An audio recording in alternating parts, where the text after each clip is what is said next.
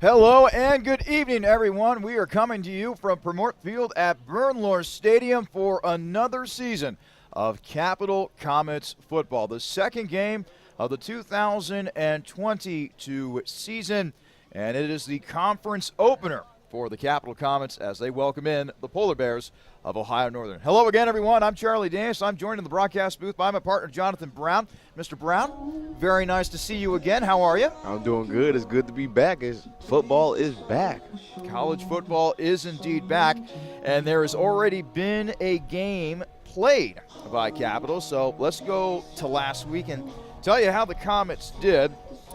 They were taking on the Big Red of Denison out in Granville, Ohio, and not a good first quarter for Capital as they trailed 28-6 after that first quarter. Denison opened the scoring with a 4-yard touchdown run by the running back, Trey Fabricini. That gave them an early 7-0 lead. Capital was able to tie it at 7 thanks to a 20-yard touchdown reception by running back Lance Matthews from quarterback Ben Everson. Well, actually, I take that back. They were able to get the touchdown, but they missed the extra point, trailing 7-6. A 39-yard interception return for a touchdown by defensive lineman Clay Densdorf, sandwiched in between two touchdown passes by quarterback Drew Dawkins, allowed Denison to jump out to that early 28-6 lead. And Jonathan, in the past, we've seen Capital teams just kind of pack it in, especially facing a big deficit like that. But give head coach Brian Foos and his crew credit. They kept fighting until the bitter end. They did not give up. It was a tricky start off to the game. It didn't start off how you wanted to. The offensive plan just happened to you really don't know what happened on the offensive side, but defense kept them in. And they tried to come back in the late second half, and it was just too late. The damage had already been done. Capital was able to get as close as 38-25. That was at the end of the third quarter, but Denison was able to ultimately put the game away thanks to two long scoring drives in the fourth, one that took 12 plays, another one that took 9 plays. So it ends up being Denison who takes the season opener by a final of 48-31. Now, there was a big positive to take away from that game. It was the play of Capital quarterback Ben Everson. Everson going 15 of 33 through the air, threw for 181 yards. Did have 3 interceptions, including the pick 6 that helped Denison early on in that ball game. But 5 passing touchdowns. Not only 5 passing touchdowns, Jonathan, but to 5 different receivers as well. That was a good job spreading the offensive ball. And the offensive line, which most people are worried about to start off the year, they actually held their ground defensively, only allowing 3 sacks. So if you're doing a good job of protecting your quarterback, just miscommunication on that for 3 interceptions. Got to work on that, but a great job for the offensive line to start off. And a good point to make as well. We'll be talking about the play of the offensive line tonight.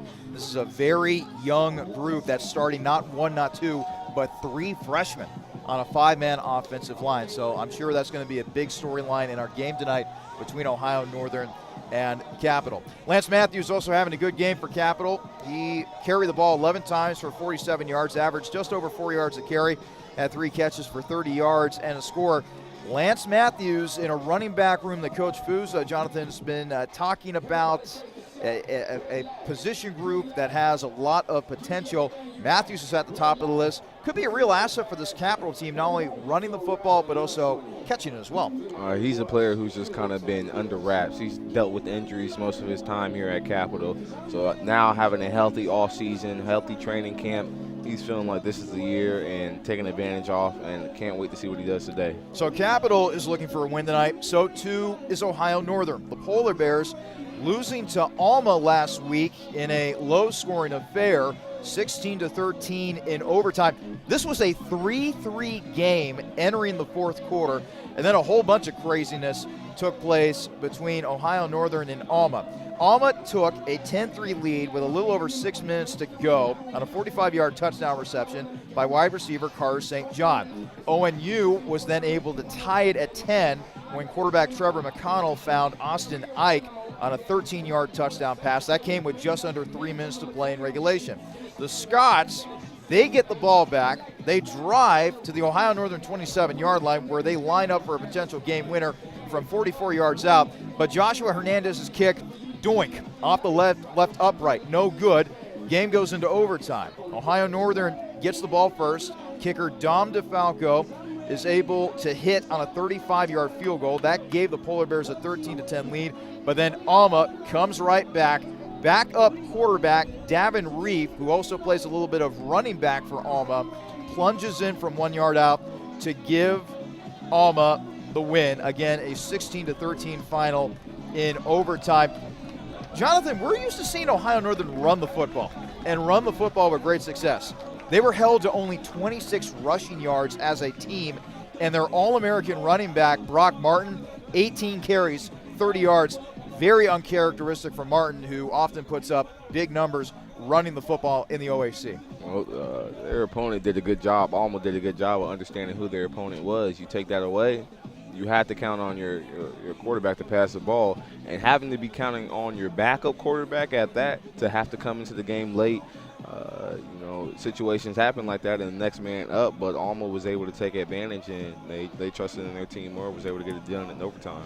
So we're definitely expecting Ohio Northern to come out with a little bit of fire offensively. Defensively, Jonathan, you can always count on the Polar Bears being one of the top teams in the OAC on that side of the ball. And boy, this is a team that loves to bring pressure, use different blitzes. That defensive line, very talented and very deep. We expect a good defensive battle.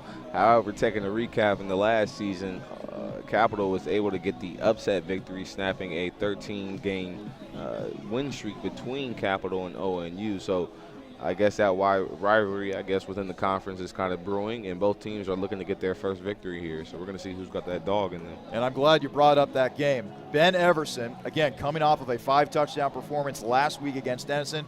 Well, he had his best game last season against these same Polar Bears. 351 passing yards, 4 passing touchdowns. That was good enough to land him OAC Offensive Player of the Week honors, hoping for the same type of thing against these Polar Bears here in 2022. I expect nothing but greatness here from both sides of our players here. They understand this is some of our players' senior year. This is their last dance and last opportunity to make something count. So we'll see what they do here, opening up on their first game on the home field advantage. Ohio Northern picked to finish 6th in the OAC. Meanwhile, Capital tied with Otterbein for 9th, according to the OAC preseason coaches poll. The top 3 in the conference, Mount Union was declared the preseason favorite, 81 total points, 9 first-place votes. Baldwin Wallace, who almost got beat by Wilmington, picked to finish 2nd, 71 votes and 1 first-place vote. And Heidelberg picked to finish 3rd with 65 points. Let's turn up the crowd mic just a little. They're going with the opening toss. Ohio Northern's won the toss. Ohio Northern has won the toss. They would like to defer their choice to the second. You want the ball? Capital wants the ball with 31 picks. All right, swing around. Okay, so Ohio Northern wins the toss, but they defer to the second half, so Capital will get the ball to begin this game. And Ohio Northern comes marching onto the field. White uniforms, white trousers, black numbers and letters on the jerseys, and a black helmet with a very interesting N on the side of the helmet, outlined by white. Fresh, clean uniforms. And here come the Comets. Talk about fresh, clean. Look at these purple, clean jerseys right here. Purple rain. Purple jerseys, purple trousers with a silver and white stripe down the side of the trousers. And a neat-looking helmet, too. A white helmet with the new Comets logo. Of course, Capital last year deciding to go with a nickname change, now referred to as the Comets. And we are just about set to play under the lights here at Bernlohr Stadium.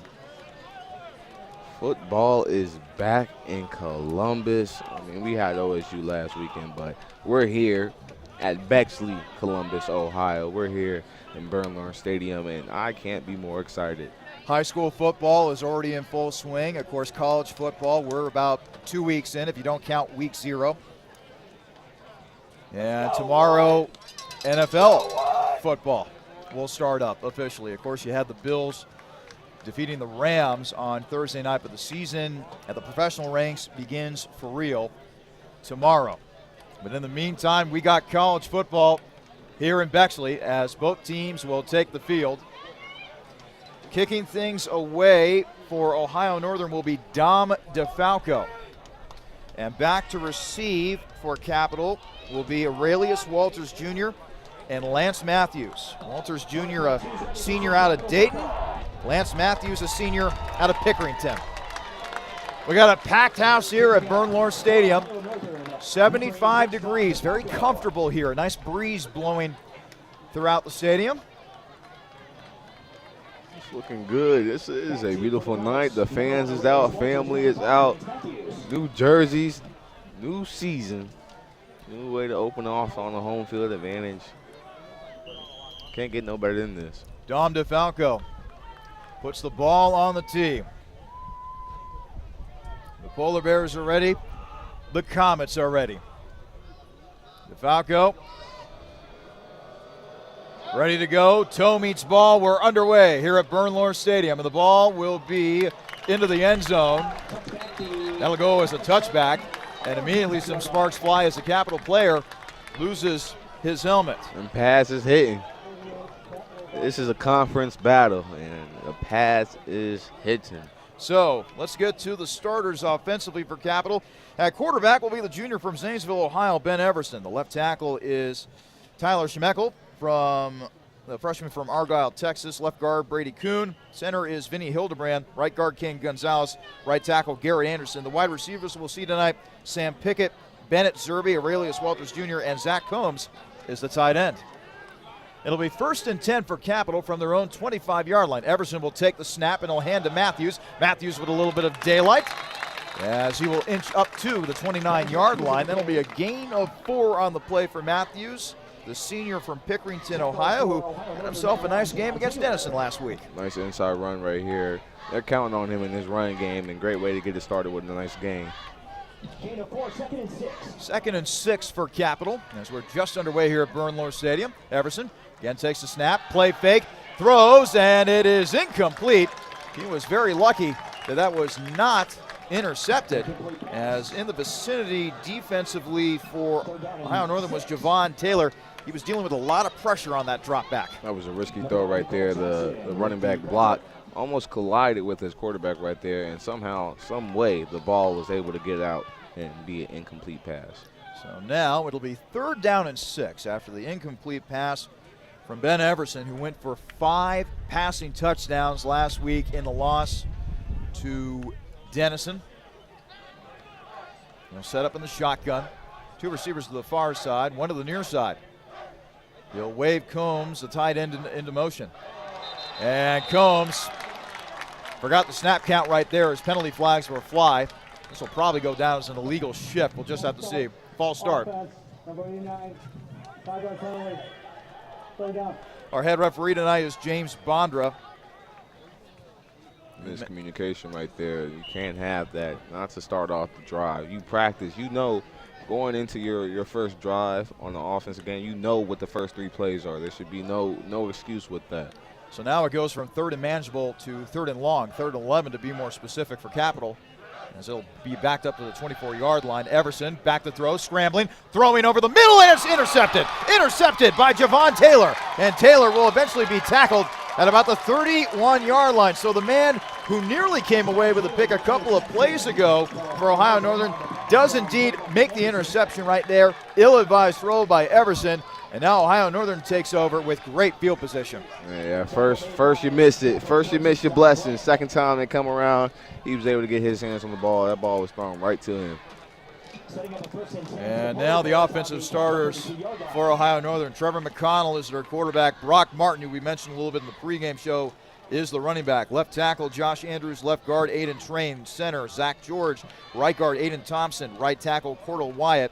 Austin Ike, LJ Payton, and Jordan Dean are listed as the wide receivers. Noah Miller, the tight end for the Polar Bears. So after the interception by Javon Taylor, it'll be 1st and 10 for Ohio Northern Ohio Northern. from the Capital 32-yard line.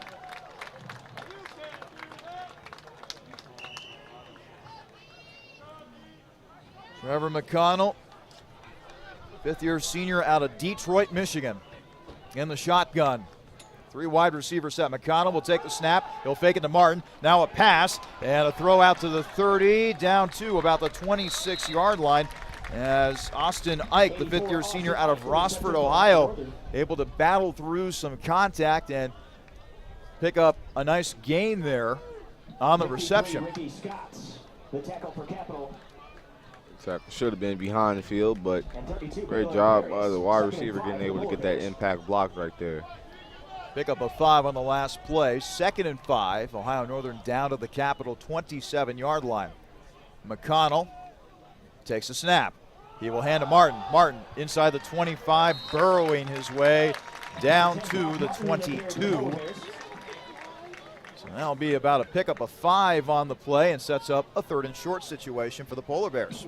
This is a situation as they creep into the red zone. ONU is, like you said, typically a strong run team, and this is an area where you can trust in your running back to hold on, secure the ball. And my bad, it turns out that last run netted the Polar Bears a 1st down. 1st and 10. Ohio Northern at the Capital 22-yard line. Flare out to the side. Ike once again breaks a tackle inside the 20 and bumped out of bounds at about the 15-yard line. That'll be a pickup of 7 on the play for Ike. Another flare outside screen pass type in that area zone. Got to wrap up, secure the tackle. Great job on the offensive side being able to get those blocks though. Pickup of 8 on the last play. 2nd and 2. Ohio Northern down to the Capital 14. McConnell hands to Martin once again, and Martin will be wrapped up. Got to check the spot on this carry, and it looks as though that he will be just about a yard short. Nope, they're going to say move the chains. Got the necessary 2 yards. Another 1st down for the Polar Bears.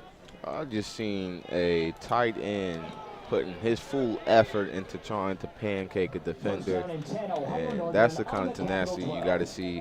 Shout out to Noah Miller right there on the offensive side of that tight end. Miller, a junior out of Coldwater, Ohio. Boy, those boys out of Coldwater, they're a tough bunch. That's a great high school football program. 1st and 10. Ohio Northern at the Capital 12-yard line. Pass is caught inside the 10 at about the 5-yard line. Number 10, Brock Martin, the reception. As Brock Martin was able to make the reception that time. So a double threat. He can run the football and catch it as well. And Ohio Northern doing a nice job of just finding the open man. Not forcing anything, but they are giving their quarterback time, and that is a key factor right now. Defensive line for the Capitals got to get some pressure on them. 2nd and 3. Ohio Northern at the Capital 5-yard line. McConnell, play fake, throw into the end zone. Touchdown, Polar Bears. The reception made by Nick Tangman, the senior out of Maria Stein, Ohio. Went to Marion Local, another great Ohio high school football program. McConnell put that a thread on a needle right there. So now Dom DeFalco will be on for the extra point.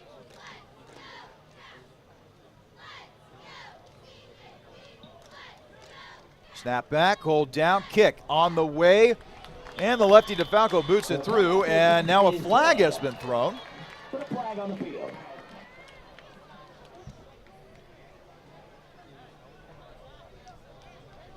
Checking the penalty. Most likely they accept it. Personal foul against the defense. Number 11 leaped over the line. It's a 15-yard penalty. Will be assessed on the kickoff. So the penalty will go against Capital after the made PAT. So just like that, Ohio Northern off of an interception by Javon Taylor. They were able to convert it immediately into points thanks to a touchdown reception by Nick Tangman. A 7-0 lead for Ohio Northern with 11:55 to play in the first quarter. Now since you asked for the ball to start off the game and to start off with a turnover, Your offense has to be rattled up right now and ready to get a nice, consistent drive here to get the ball into the end zone, because now this is the opportunity to respond. Want to give a quick shout out to Capital Sports Information Director Nick Asselis. He was not able to make it to the game today, but he had a very good reason. He and his wife Maggie recently welcomed a bouncing baby boy, Aiden. Aiden, welcome to the Cap family. Nick and Maggie, congratulations. We hope that you are doing well. And Nick, I will see you soon at this football season. Good for them. Congratulations. Little Aiden, welcome to the Cap fam. So an early 7-0 lead here for Ohio Northern. And now Capital will try to mount a response here. The interceptions were an issue for Everson in the game last week against Denison. Pooch kick, and Capital is able to fall upon it. Nice job by number 28, Jonathan Williams. He's a senior running back out of Ellesmere, Kentucky. And nice awareness right there as he's able to pounce on the ball. Ohio Northern trying to catch Capital napping on the kickoff, but good job by the Comets. In order to win games here in football, you got to count on all three sides of the ball. That's defense, offense, and special teams. So Capital will begin this possession at their own 16-yard line, 1st and 10. Two wide receiver set. Matthews is still the running back. And another interception. This time made by Ohio Northern's Austin Cologne. That is the opposite of what you want to have here. That is your two completions onto the opposing team. And by the way, that was Trevor Harrison Ron, who was in at quarterback for Capital. So an interception apiece for both Ben Everson and Trevor Harrison Ron. And this is not the start you were looking for if you are the Comets. Great field position for Ohio Northern following this interception. It will be 1st and 10 for the Polar Bears from the Comet 11-yard line. McConnell will hand off. And nifty run inside the 10-yard line. On the tackle for the Comets, number 3, James Curtis. James Curtis making the tackle on the play, as carrying the football that time was Brock Martin. 5th-year senior, 5'11", 210-pounder from Attica, Ohio. 2nd and 5. Ohio Northern at the Capital 6-yard line. The give is to Martin once again. And he will bulldoze his way down to about the 1-yard line. Tough, strong running by Martin, who was held to 30 yards rushing. It's Alma, very good football team, and they had a very good scheme, but Martin wanting to break out here. Now he's 1 yard away from pay dirt here potentially. Actually, the ball spotted at 2, and nice job by the Capital defense that time. Knifing his way in there was James Curtis. That's soup right there. That's James coming off the edge right there. Phenomenal way to stop them on the 1-yard goal line. Senior linebacker out of Zanesville, Ohio.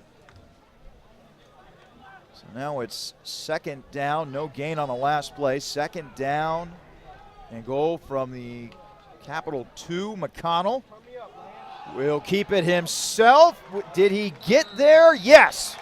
Crosses the plane. Touchdown for Ohio Northern.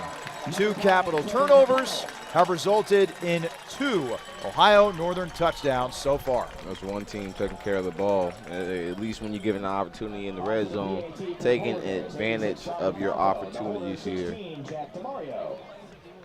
So McConnell, the 5th-year senior out of Detroit, able to find the end zone via the ground game. Dom DeFalco, meantime, on for yet another extra point. And boy, we still got 10:44 remaining here in the first quarter. Snap back, hold down, kick is up, and it is good. 10:44 remaining in the first quarter. Ohio Northern 14, Capital 0. Well, after having a game that they did against Denison where they fell behind by as much as 35-6, I think the last thing the head coach Brian Foos wanted to see was his team to fall behind yet again. to start off a ball game, but here we are. What does Capital need to do going forward? Well, that isn't my question right now is who's going to come out as quarterback as this next drive right here. We've had 2 quarterbacks in 2 drives and 2 interceptions, the same result. Coach, who are you trusting to lead this game? And that decision's got to be made right here on this next drive. So before they can assess anything, we're going to see who's going to be leading the team on the realm on offense. So an early 14-0 lead for Ohio Northern. Touchdown reception by Nick Tangeman, followed by a rushing touchdown by their quarterback, Trevor McConnell. DeFalco, left-footed kicker, has the ball on the tee. We're ready to go.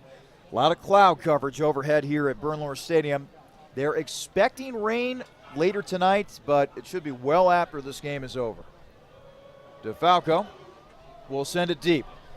And it's going to be taken by Aurelius Walters Jr. at the 2, to the 10, to the 15, to the 20, and he'll ultimately be taken down at about the 21-yard line. Making the special teams tackle on the play for Ohio Northern was Blake Hirschberger, sophomore linebacker out of Lima. Let's get to the defensive starters for Ohio Northern now. The defensive ends are Josh Bever and Nicole Johnson. The defensive tackles Tyler Irigoyen and Kadarius Woodfork. Linebackers Peyton Wilson, Mikey Moon, Trevon Salter, Ed Manning, and Austin Colon are the corners. Javon Taylor, who had an interception, is one of the safeties. The other safety, Dalton Jong. 1st and 10 for Capital from its own 21-yard line. Everson back in at quarterback. Matthews the carry. And Matthews will cut it upfield, and he'll take it to about the 24-yard line. Gain of 3 on the play for the running back, Matthews. I guess that'll answer our question, who will be leading this drive. Everson going with some tempo as they quickly get back to the line of scrimmage after the gain of 3, 2nd and 7. Capital out its own 24-yard line as we tick close to 10 minutes remaining in the first quarter. Ohio Northern already out to a 14-0 lead over the Comets. Everson now changing the play at the line of scrimmage. He'll remain on the shotgun in a 3-wide receiver set. Matthews still in at running back. They give to Matthews, and Matthews trying to cut his way up the field, but he'll run into a wall. And he will ultimately be stopped for no gain as a host of polar bears was able to take him down on the play, led prominently by Kadarius Woodfork, 6'1", 270-pound senior from Brownsville, Tennessee. That's a big boy right there. That is a big boy right there. I wonder what they feeding him in the cafeteria. So now it's 3rd and 7 for Capital from its own 24-yard line. Capital still looking for its first down picked up on offense. Everson taking the snap, surveying the field, throws over the middle, caught to the 35, breaking a tackle down to about the 38-yard line. Making the snag on the play was Aurelius Walters Jr., the senior from Dayton, Ohio. He was popping off like a pinball machine, breaking off one tackle, bouncing off the next, and then finally the third guy was able to bring him down, but great job with that deep completion when needed. Let's see if that lights a spark under this Capital offense going forward after the catch by Walters. It's 1st and 10. Capital now at its own 38-yard line. Still a 3-wide receiver set. Everson in the shotgun. Matthews in the gun on Everson's right hip. Everson takes the snap. Play fake. Everson looking downfield, scrambling to his left, looking for some running room. To the 35, to the 40, and he'll be bounced out of bounds around the 43-yard line. So nice job by Everson. Didn't see anybody open, took off, and did some things with his legs. Great job being elusive. You talked about that big boy being able to come up, being a brick wall. That was, I believe, Kadarius Woodfork coming up. Yep. And he's seen him come up and just hit the opposite, and Jets did what they were supposed to do and was able to get out of bounds safely. So a 4-yard gain following the Everson scramble. 2nd down and 6. Capital now at its own 42-yard line. And boy, a loaded backfield here. Getting set to take the snap is Drew Engel, it looks like. Engel taking it, and he'll be tripped up, but not before he gets to the 46-yard line. So a little bit of a wildcat look, loaded backfield. gain of 4 on the play for Drew Engel. Some Wildcat triple option trying to get going, and it worked. Positive gain of yards, so no complaints here. So Everson will come back onto the field. Capital facing a 3rd down and 2 from its own 46-yard line. What do you go with here?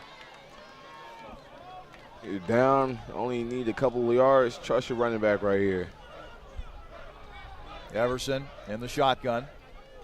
And he'll fake the pitch, and he'll run it himself, and he'll be able to pick up the first down. He dove forward. He needed 2. He got 3. First down, Cap.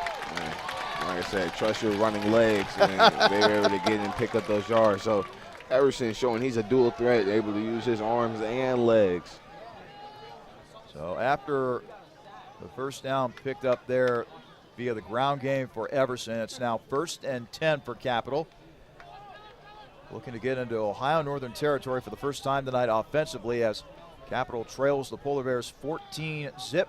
7:15 remaining in the first quarter. Everson back to throw. Surveying, lets it loose down the field, and it is incomplete, and a penalty flag comes out. Clear penalty on that trip up right there. That would happen to be number 15, Austin Colon, and the Capital's receivers getting tripped up right there on that. Sam Pickett was the one who was going to be the intended target for Capital. Looked like a deep post coming back there, and Everson happened to overthrow him, but it worked in his favor with the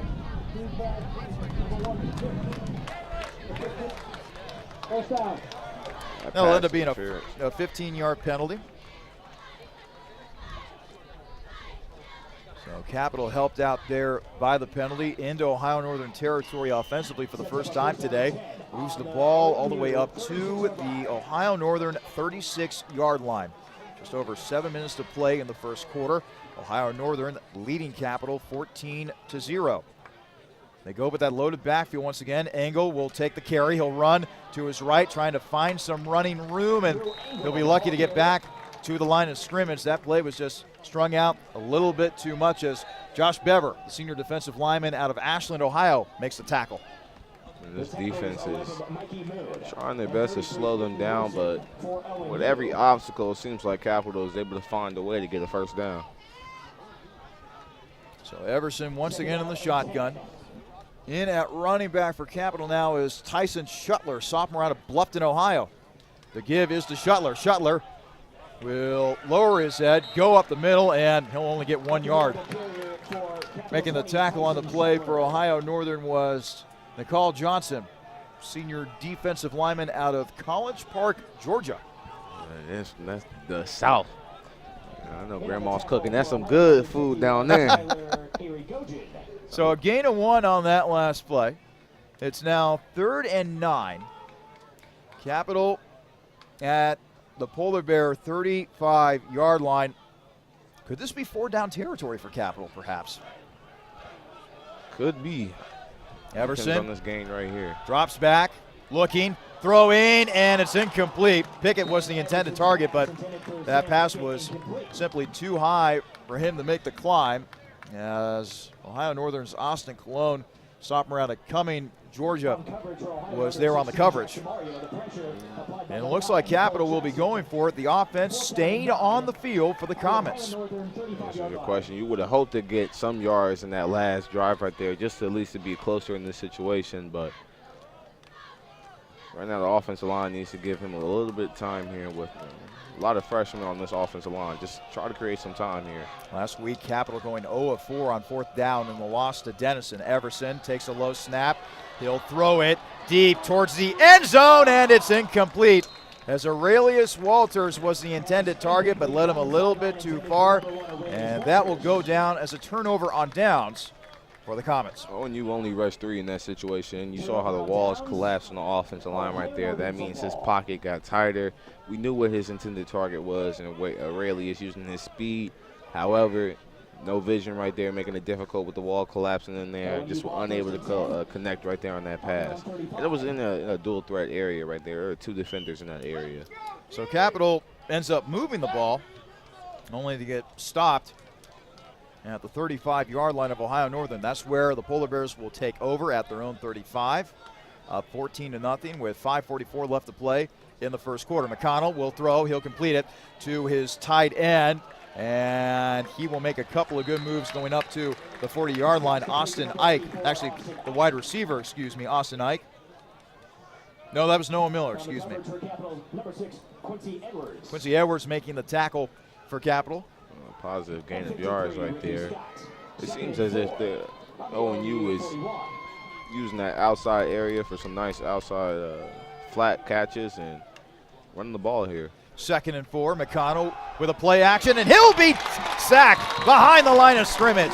That was a tidal wave of purple that he had to deal with. Leading the charge for Capital, James Curtis. That was a purple swarm right there, and he didn't know what he was seeing. So great pressure that time by the Capital defensive front. Quickly, the defensive starters for Capital, the defensive ends, Jack Blaisdell and Ricky Scott. Marvin Gene Dennis is the nose tackle. Marcus Ray, Cyrus Burden, Nick Vasonic, James Curtis are the linebackers. The cornerbacks, Quincy Edwards, Louis Hurston, and the safeties, Antonio Welch and Baylor Aparius. 3rd and 12. Ohio Northern at their own 33. McConnell's pass complete to the 31. They get it out to the tight end, and he'll only get to about the 35-yard line. Trying to set up a screen that time to Noah Miller, and great job by Capital getting some gang tackling there. That seemed like an awkward tackle right there for Baylor. Perry's right there. Looked like he was shoulder could be a little issue right there. Getting checked out by the trainers. Hopefully he's okay. Meantime, our first punt of the night. Back to receive for Capital will be Aurelius Walters Jr. He is sitting at his own 29-yard line. Can set the punt is John Michael Elliott. Elliott, right-footed kicker, gets it away. This will bounce at the Capital 40-yard line, and it will roll inside the 30, down to about the Capital 28-yard line. And that is where Capital will begin this drive. Well, sad news to report. Earlier this summer, we lost a member of the Cap family. Mike Hofstetter tragically passing away while swimming with friends in Lake Michigan, only 19 years old. I was talking with Coach Foos earlier in the week about what this young man was starting to do for this football team on the field, off the field, and a true leader. Looked as though that he was going to be a great presence along the defensive line. His career ambition was to enter the law enforcement field. We'll have more about him as the broadcast goes on. As the reception is made at the 32-yard line, they did honor him before today's game. There are helmet decals. They have wristbands honoring big number 92.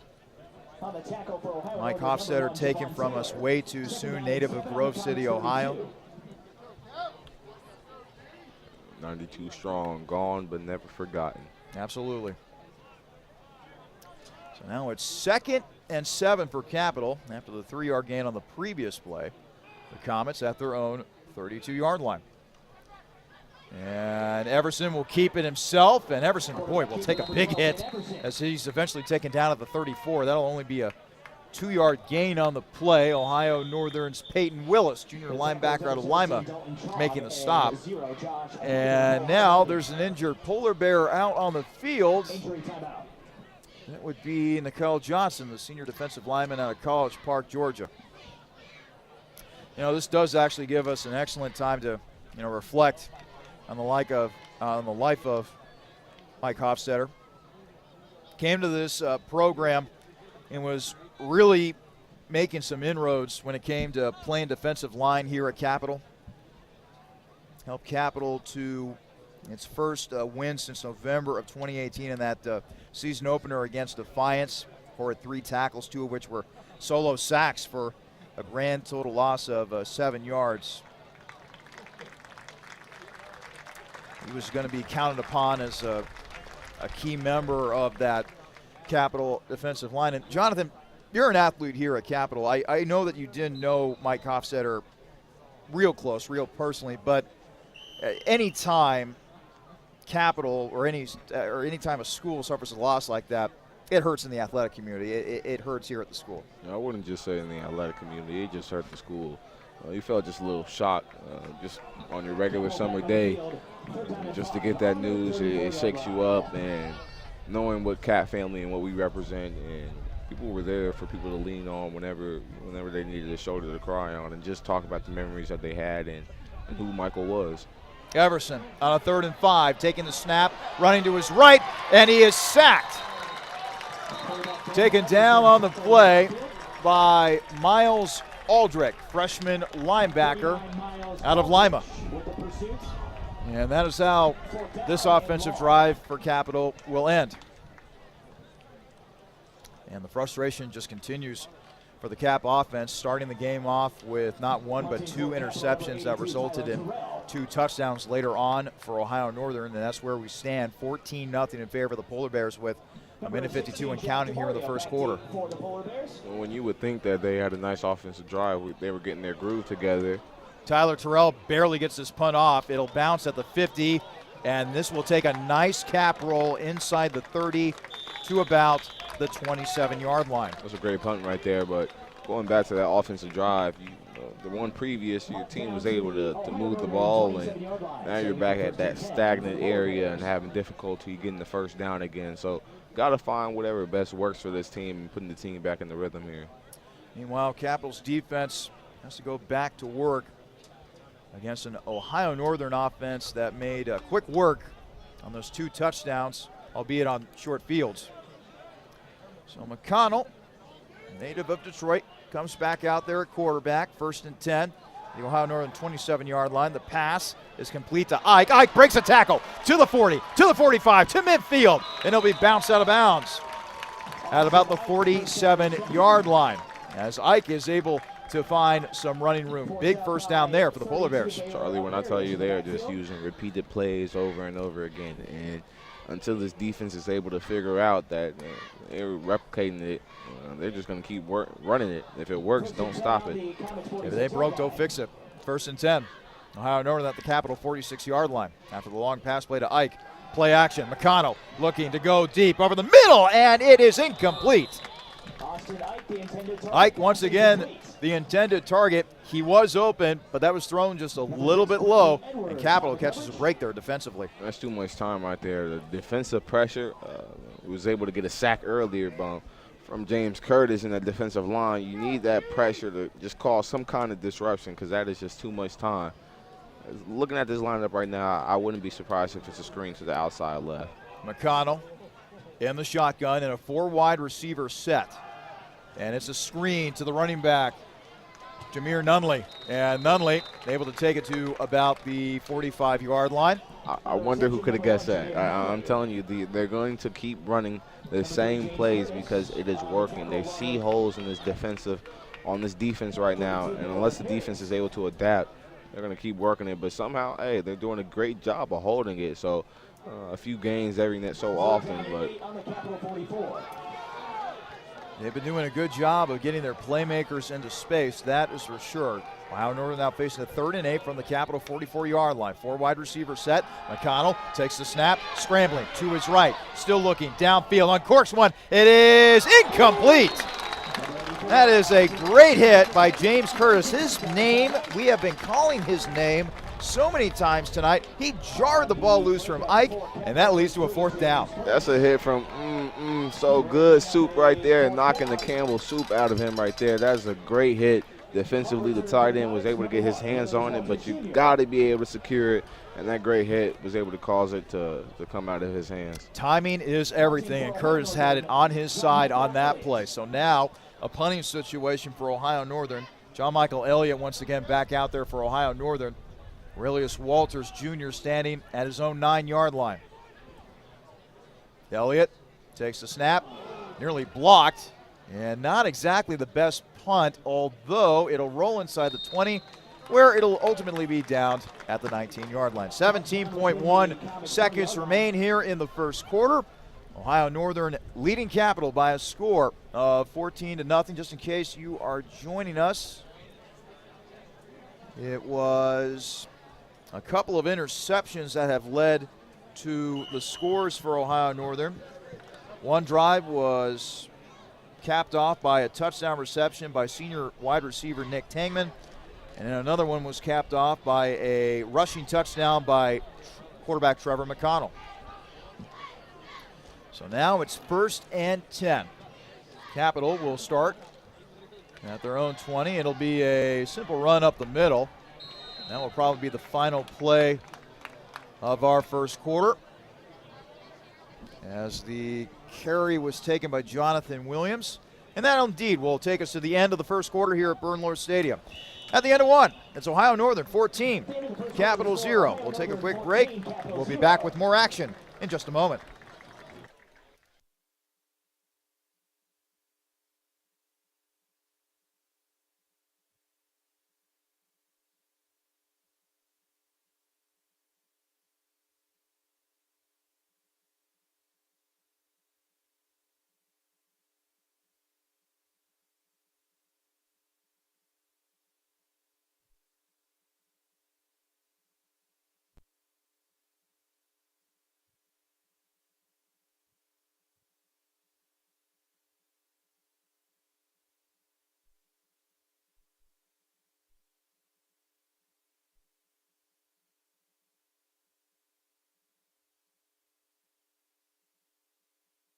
Now to be sure not to miss a moment of the Capital Athletic season.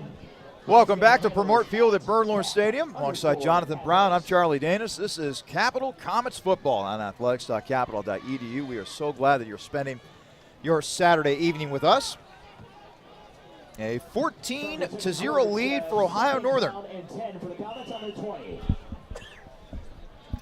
As we begin play here in the second quarter, Everson takes the snap, he'll throw, and it'll be complete to about the 30-yard line. Nice play by Mike Elmore, the junior wide receiver from Dayton, Ohio. It's a nightmare on Elm Street. A nice job. You got to, with a lot of new receivers here on this team here, changes up the kind of scheme that Foos has on the offensive styles here. So you got to, with his length and the speed that you have from other players here, I'd like to see what he does here with his receiving core. Those wide receivers are going to have to grow up in a hurry, losing the likes of Noah Meeker, Mike Smith. 3rd and 1 now for Capital. Hand off, and Shuttler will run it forward, and it looks like he's got the yard to gain. That will indeed be a first down for Capital. Moves the chains, picks up a first down, needed first down, moving the chains forward. Drew Engel, by the way, on that last carry. So 1st and 10 for Capital from its own 30-yard line. They have made it into Ohio Northern territory once so far tonight. Looking to get back there once again. Everson once again in the shotgun. He'll put Engel in motion, at least for a moment. Everson takes the snap, fakes the toss. He'll run forward, and he'll take it to the 34-yard line. That'll end up being a gain of 4 on the play for Everson. That play has worked a time or two for Capital so far tonight. I was using Everson as a dual-threat quarterback, able to use his legs. As a hurry-up offense here. Everson taking the snap once again, throwing down the right sideline. It is incomplete, as that was over the head of Mike Elmore, who was also double covered on that play. In on the coverage for Ohio Northern was Adonis Abels. But now a flag is on the field. Legal substitution on the defense. They had 12 players at the snap. The 5-yard count. There's a legal substitution on the defensive side, so that's a 5-yard penalty for moving the chain. So it puts them closer to getting the first down. If you're not ready for the hurry-up offense, oftentimes teams get caught with too many men on the field because of trying to making substitutions and such. So now it's 2nd and 1 for Capital from its own 39-yard line. A couple wide receivers to the far side. Everson will go back to throw. He'll set his feet. He'll throw deep. It's caught inside the 30. No, it's going to be dropped. But now a flag will be thrown. I thought Bennett Zerby had made the catch initially, but then it got jarred loose. And I got a feeling that this is targeting right here. That was a high hit by number 17 right there, Dalton Chong. He put the ball. Let's first about that pass. That ball was put on a needle into great in the basket right there. Yeah! That's right! to 15. There's a clear targeting call right there, so that player is disqualified. But that was a phenomenal pass by Everson, stepping into the pocket, and it happened to be in the bread basket right there, but a clear head targeting, using his helmet right there, and just draw with the ball out. Hopefully our player is fine, as he is. So Dalton Jong has officially been ejected from the game following the targeting penalty. Meanwhile, walking back to the sideline for Capital is Bennett Zerby. Zerby, a sophomore wideout from Bellbrook, Ohio. He's walking under his own power. Hopefully that young man is doing okay, as they will take a look at him on the Capital sideline. Meanwhile, after the penalty, Capital back into Ohio Northern territory. It'll be 1st and 10 for the Comets from the Polar Bear 46-yard line. Capital after the penalty on the ONU 46-yard line. Everson still out there at quarterback. In at running back is Drew Engel. He's a redshirt junior from Lorain, Ohio. 4 wide receiver set. Engel put in motion. Everson back to throw, trying to set up a screen to Elmore. Elmore inside the 40, down to about the 37-yard line. Nice play design, and now a 2nd and short situation upcoming for Capital. I'm telling you, his length and his size, that his build, what Elmore is, he's an elusive receiver. I'm loving what Foos is being able to do with him so far. 6'3", 195. As Engel trying to pick his way through that Ohio Northern defense, and it looks like he'll have enough for the Capital first down. He needed to get to it to the 36, and that's where he got. Because the running back room is so deep, you have a plethora of options on the type of style of what you want to run. You have a heavy set running back, and you have multiple elusive running backs as well in that room. 1st and 10, Capital going with the tempo at the Ohio Northern 35-yard line. 3 wide receiver set. Now Everson will look to the Capital sideline for some guidance. Engel still in at running back. 2 receivers to the far side, 1 to the near side, that being Elmore. Elmore, a junior out of Dayton. Attended Dayton Early College Academy during his prep days. Everson. Mismatch outside. Back to throw, and Everson was pushed to the ground. That's about as easy a pass interference call as you will get, as number 15, Austin Colon, is putting his hands up in amazement, but if you do that in front of the referee, they're going to call that every time. This will be a penalty on the sophomore from Cumming, Georgia. That was a clear mismatch from the setup right there. Pass interference, defense, number 15, that's a spot foul, be 1st down. That was a clear mismatch right there with that setup right there, and you saw Everson's eyes just follow Elmore, just looking for that target right there, and clear push, clear pass interference. 1st and 10, Capital at the Ohio Northern 21-yard line. This is the deepest that they've been in Ohio Northern territory tonight. Everson will go back to pass. He'll scramble to his right, gets out of the rush, throws to the end zone, incomplete, over the head of everybody. His intended target on the play was Jamal Wiggins, a sophomore wideout out of Zanesville, Ohio. You got to credit to Everson just being able to use his feet like that, his elusiveness, being able to evade the pocket, because that collapse right there, he was able to slimmy Jim out that right there and try to find a target. Just happened to be a little bit too much sauce on it. So after the incomplete pass, 2nd and 10. Capital at the Ohio Northern 21-yard line, 4 wide receiver set. Engel still in at running back. Everson back to throw, and he will throw it simply into the ground. He was trying to set up the screen that time, but Engel was surrounded by all sorts of Ohio Northern defenders. And now it'll be 3rd and long upcoming here for Capital. Not a lot of juice right there. Normally you would expect for him to use his feet right there, but maybe just a little bit gas right now. So that stops the clock. 12:08 to play in the 2nd quarter. Ohio Northern 14, Capital 0. Everson with a 3 wide receiver set. Engel on Everson's right hip in the gun. Everson will hand. No, he will fake it. Now he'll run with it inside the 20, inside the 15, down to about the 14-yard line. Just as I said, something about being gas. Looked like there was some gas in the tank right there, and able to move the chain just a little bit. So now this sets up a 4th down. Capital has to get the ball to the 12-yard line of Ohio Northern in order to convert. down a couple scores. I don't think a field goal helps you all that much, so you got to go for it here, I would think. In this area, you are in the red zone. You got about 2 yards to go. 2 to 3 yards, make it count right here. Expect either a QB option right here. 4 wide receiver set. Everson will go back to throw. He will loft it in the end zone, and it is incomplete. Off the fingertips of Elmore. Now, as Elmore got open in the back of the end zone, if that ball is thrown just a little bit better, probably a touchdown. But as it goes down, incomplete pass. Once again, Capital comes up short on 4th down, and Ohio Northern comes back onto the field offensively. Questionable play call right there. You like the aggression and the riskiness by the play call. You want to get a touchdown ASAP, try to cut the score in half.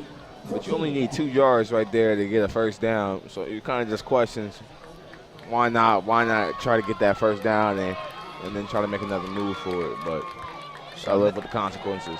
So now 1st and 10 for Ohio Northern from its own 14.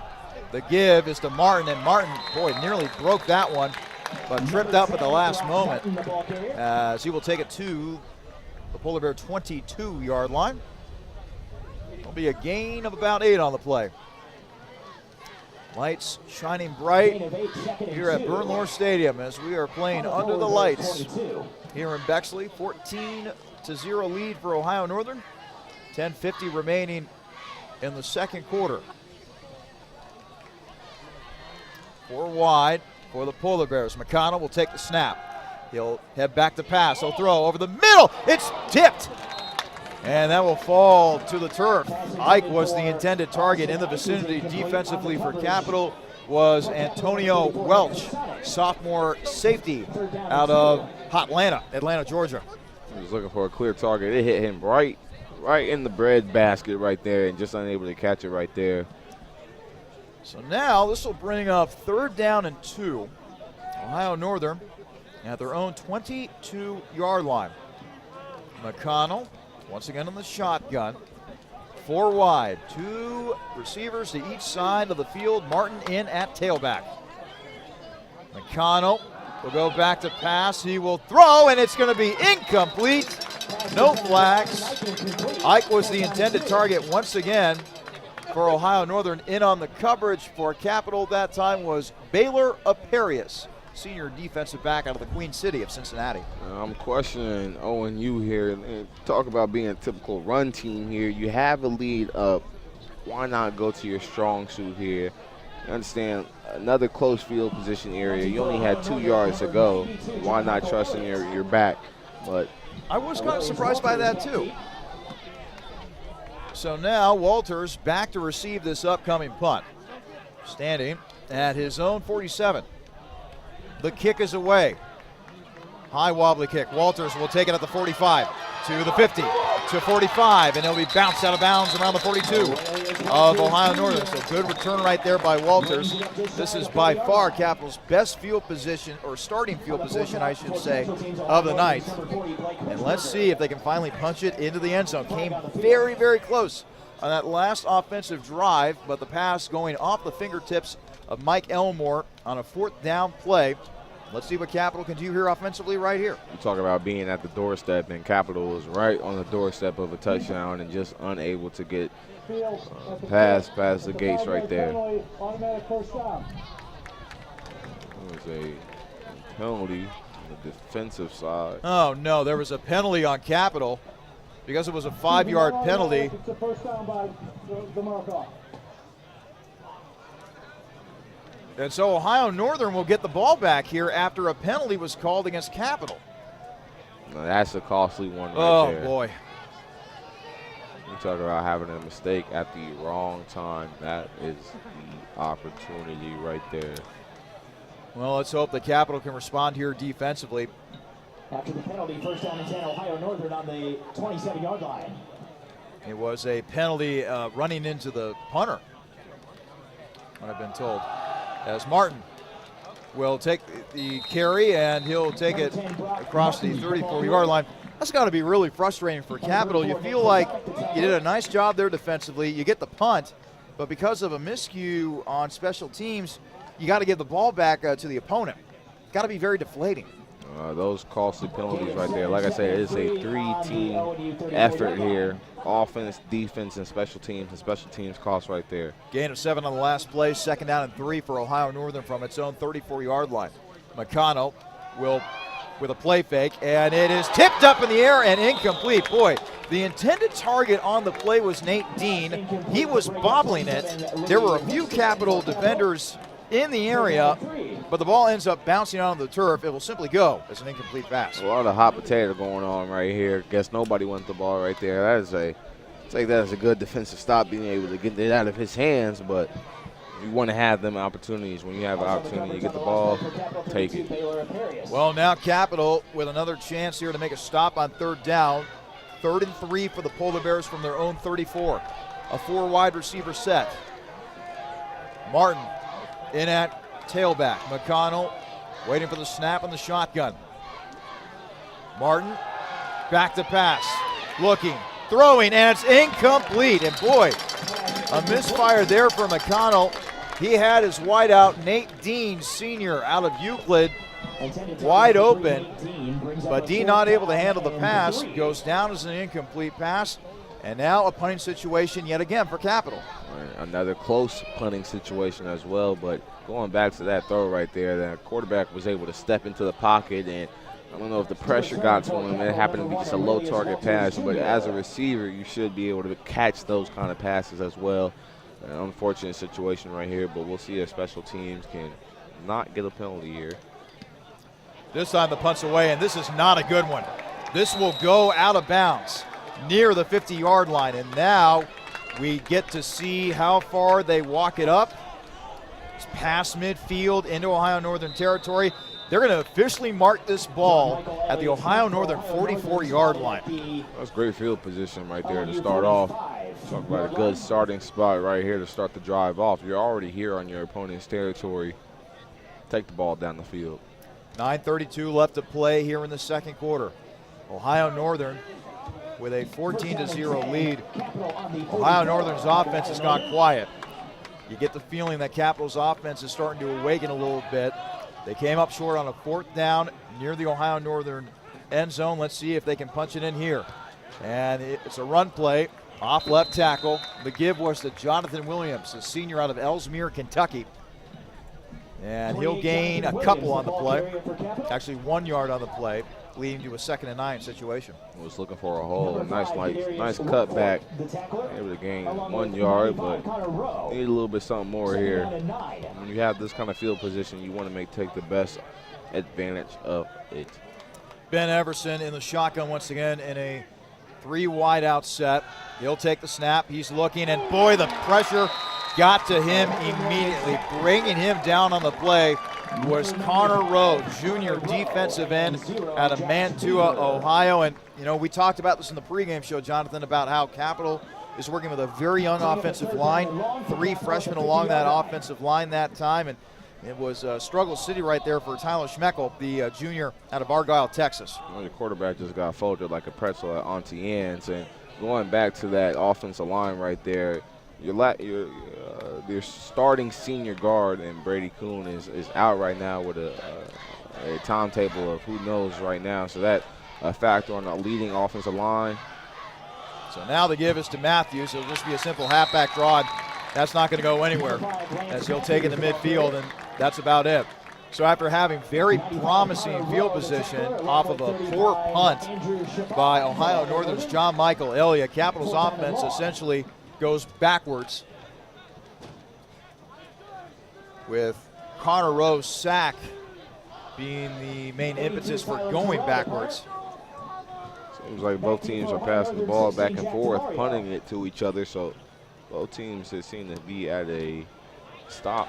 This is a very good punt taken at about the 11-yard line. Nice job that time by Tyler Terrell, the sophomore out of Grove City, former Central Crossing Comet. And now Ohio Northern will get the ball back here at with 7:35 to play in the second quarter. Still a 14-0 lead for Ohio Northern, but like we said, it's been pretty quiet offensively for the Polar Bears since taking advantage of those 2 Capital turnovers early on in this game. What have you liked so far about Capital's defense? I like how they're able to generate some pressure, especially when they bring in the defensive back help for some blitzing on the weak side. It's able to cause pressure and sacks here. They're able to find ways to collapse here and create more pressure. I think they'll be able to do a great job of slowing down ONU. For Ohio Northern, number 9, Aiden Figueroa. Aiden Figueroa is now in at quarterback for Ohio Northern. Figueroa, a freshman who hails from Orange City, Florida. So a quarterback change for Ohio Northern as McConnell exits and Figueroa enters. Figueroa in the shotgun. He'll take the snap and he'll run with it. He'll go forward to about the Ohio Northern 20-yard line, so that'll be a gain of 4 on the play. Interesting that Ohio Northern has gone with a quarterback change. I thought McConnell was doing okay for the most part. You talk about adapting to a game change right here. When you study for film on McConnell, now you're throwing a left flag in the field and change your quarterbacks right here. So far, we just seen a lot of QB options right here and a nice couple drives by the quarterback, but defense has got to adapt here, and we'll see if they're able to convert right here and stop this third down. 3rd and 3, Ohio Northern at their own 20-yard line. Figueroa running to his right. He will throw and is caught by Ike, who will take it out of bounds at about the 27-yard line. Figueroa showing he can use his arm as well. Able to roll out right there, and it was a high pass, but his receiver Wick was able to come down with it. Also helps too when you have a target like Ike, who is going to prove to be probably the top passing target for this Ohio Northern offense. 1st and 10. And the give is to a new running back out to about the 33-yard line. As I'm trying to get a number on this player. Looks like it is, no, I think, oh yeah, that was Brock Martin. So Martin on the carry for Ohio Northern. And because of his helmet coming off, Nick Fasonic will be out for this play right here. Checking in for Ohio Northern at running back now is Jameer Nunley. Nunley in the shotgun with Figueroa. Play fake, Figueroa. Pass, and it's off the hands. Big number 82, Davey Berner. He's a senior tight end out of New Carlisle, Ohio. So now another 3rd down situation for the Capital defense. You got him right where you want him. ONU hasn't really been able to make anything go since that first quarter, and both teams are at a standstill here. So another defensive stop right here for Capital to get some kind of opportunity to respond before they go into the end of this half. 3rd and 5 for Ohio Northern at their own 33. Figueroa in the shotgun, 4 wide receiver set, 3 of them bunch. Figueroa will now take off running to the 35, and he'll be spilled at about the 36-yard line. So only a gain of 3 on the play for Figueroa. Capital will hold firm here defensively, as that'll bring up 4th down. Brings out the punt team. You saw Capital bringing that pressure from their DBs. James Curtis was able to come on the outside, but Figueroa had great vision and was able to take it inside, but the defense was able to hold him short and bring out the punt team. Once again, Aurelius Walters out to receive the punt for Capital, this time standing at his own 35.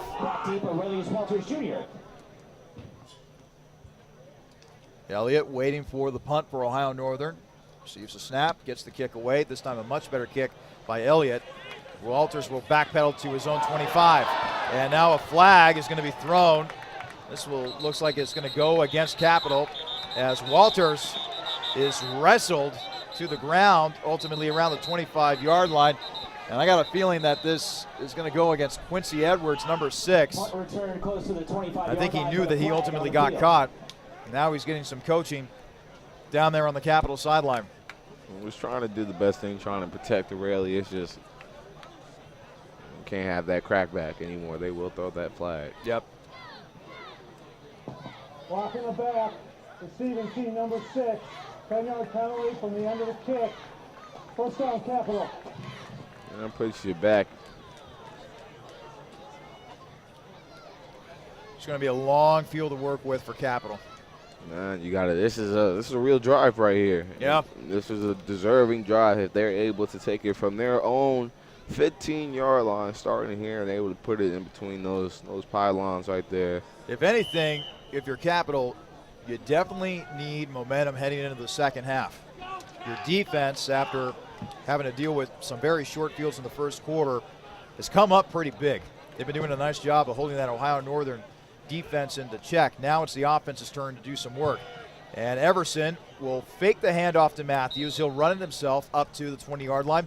Good start there for Everson as he's able to pick up 5 on the ground. And you talk about that defense. That defense can only hold for so long. Defense, they typically say wins championships, but defense does get tired. And you got to have some kind of offensive movement going here. That was a great pickup right there by Everson. 2nd and 5. Capital at their own 20-yard line. 4:18 and counting in the second quarter. Capital trying to cut into a 14-0 lead for Ohio Northern as we rapidly approach the end of the first half. Everson will take the snap and he'll hand to Matthews. Matthews straight up the middle. He'll be taken down at the 30-yard line like a bullet right up the middle. Picks up a first down for Capital. That was a nice freight train right there. He put the shoulders down and nobody was right there as he went through the gap. Capital now going with some up-tempo here.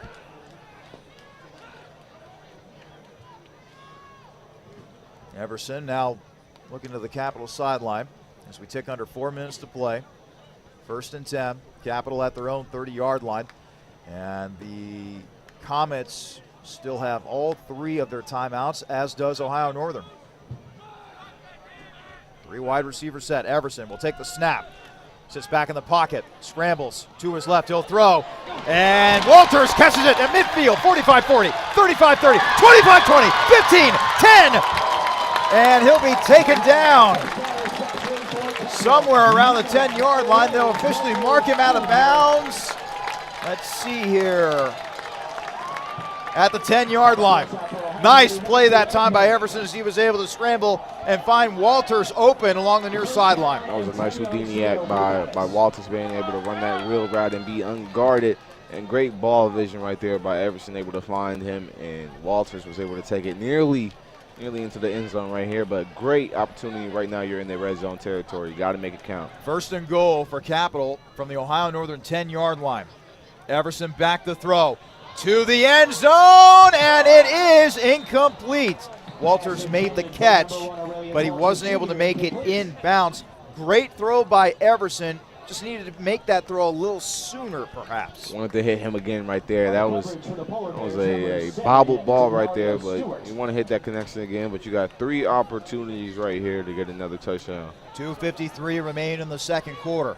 Ohio Northern 14, Capital 0, but the Crusaders or the Comets, are knocking on the door. That's a team of the past. We're talking about the team now, right here, right now. And Matthews with a little spin move there inside the 10 down to the 7-yard line. So that'll be a pickup of 3. Sets up a 3rd and goal from the 7-yard line. Okay, play offensive coordinator for me. What do we do here? Right now you got two plays right here. I'm counting. You're going for it on 4th down no matter what right now. But if I'm the offense coordinator, I'm looking at Everson and his ability right now. I'm looking for an inside slot. I like that matchup right there on the outside. I'm not going to lie. That outside matchup, number 14. Yeah, as a timeout's now going to be taken by Capital as we get to talk about this a little bit more. So you were talking about Sam Pickett. Yep. Well, I like that one-on-one matchup right there, but it looks like Foos was just coming out in a nice little scheme offensive set right there to see what the defense would have came out. And now you have opportunity right now to regroup, try to figure out what you want to do here, give your players a little rest because they just had that phenomenal drive right there. You tried to run two quick plays and try to get a response, and now time is on your side. You got a timeout right now, but you got two plays right here because you're not kicking the field goal. You're going for a touchdown right now. They went for it earlier in the situation in this position, went for the touchdown when they only had 2 yards to go, but now you're in a 3rd and goal situation. You got to make something count here. 2:15 remaining in our first half. Capital trailing Ohio Northern 14-0. But the Comets here with an opportunity to punch it into the end zone. 3rd and goal from the Ohio Northern 7-yard line. As Jonathan mentioned, this is probably 2-down territory here if Capital can't make something happen on this particular play. Look at that outside matchup right there. Mike Elmore. 4 wide receiver set. Everson throws, end zone. Elmore! What did I say? Makes the catch. Where's the touchdown? Where can we? Still waiting for a He signal. got a foot down. He got a foot down. I'm not seeing any clear signal. That was a nightmare on Elm Street right there. He had one. That was a 1 touchdown, 1 foot down. That's 1 foot down. That's a touchdown. What a catch. They're counting that. Tell me they're counting that. They're bringing out the PAT. I haven't seen a signal, but I haven't either. This is really confusing. We didn't really see a clear signal from the officiating crew, but apparently they're going to mark that down as a man, he knew it was a touchdown right there. snap back, kick is down, or kick is on the way, I should say. It's up, and it's good. Right there, Mike Elmore. It's a nightmare on Elm. No. Whoa. They called that an incomplete pass. That will actually go down as a field goal. Boy, really, that's really frustrating from our viewpoint up here because there really wasn't a clear signal. Like nobody was waving their arms around for an incomplete pass. I don't know about that. That was the right read right there. I love that matchup right there. You had Elmore being guarded by Denario Stewart right there on that one-on-one matchup on the outside. Elmore was able to come down when it looks like, believe it or not, you just only got to get 1 foot in. It looked like he made the catch. It looked like he dragged 1 toe, or 1 foot, I should say, in the end zone. Again, just a very poor explanation. Or at times you wish you had instant replay. That'd be that moment right there, but still not an incomplete drive. Able to get some points on the board, but not what you wanted. You were able to get some snacks from the vending machine, not a nice little meal. Yeah. Maybe we, us two up here in the broadcast booth, didn't see the signal up there, but at least from my vantage point, I didn't see a clear signal of one of the officials saying that it was an incomplete pass, but that's just me. So the return will be to about the 15-yard line. And the ball is loose. The ball is loose. Wake up! That's a fumble. That is the special teams getting the response back right there. So how about this? So after a play where we thought we had a touchdown for Capital, they settled for a field goal, and now they get a fumble recovery here on the kickoff. Or do they? Nope. They say that the ball carrier's knee was down. And so now Capital will have to take the field defensively. Ohio Northern will keep the ball. Boy, this has been strange these last couple of plays. If that doesn't rile you up, though, defensively, that special teams was able to get something going. Defense, you understand in this position right here, I'm feeling something. I'm feeling a turnover.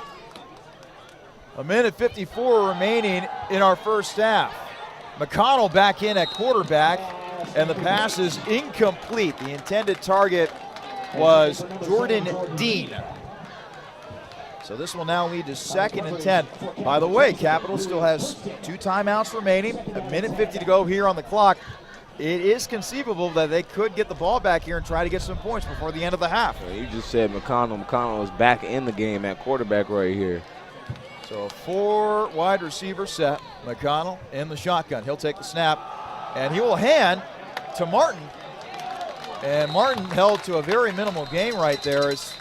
That's only a 1-yard gain, and now Capital is going to take a timeout. They got 1 remaining. And that's a real interesting play call there for Ohio Northern. You're up 14-3. You got some time to work with. Wouldn't it have been better if you tried a pass play there rather than a run play to try to pick up some yardage? You would have loved to see them just run their regular offensive play scheme going forward here, but going to the run game this late, and it's hard to pick that up right now. You wish you would have seen them stick with their run game earlier in the beginning of the second quarter.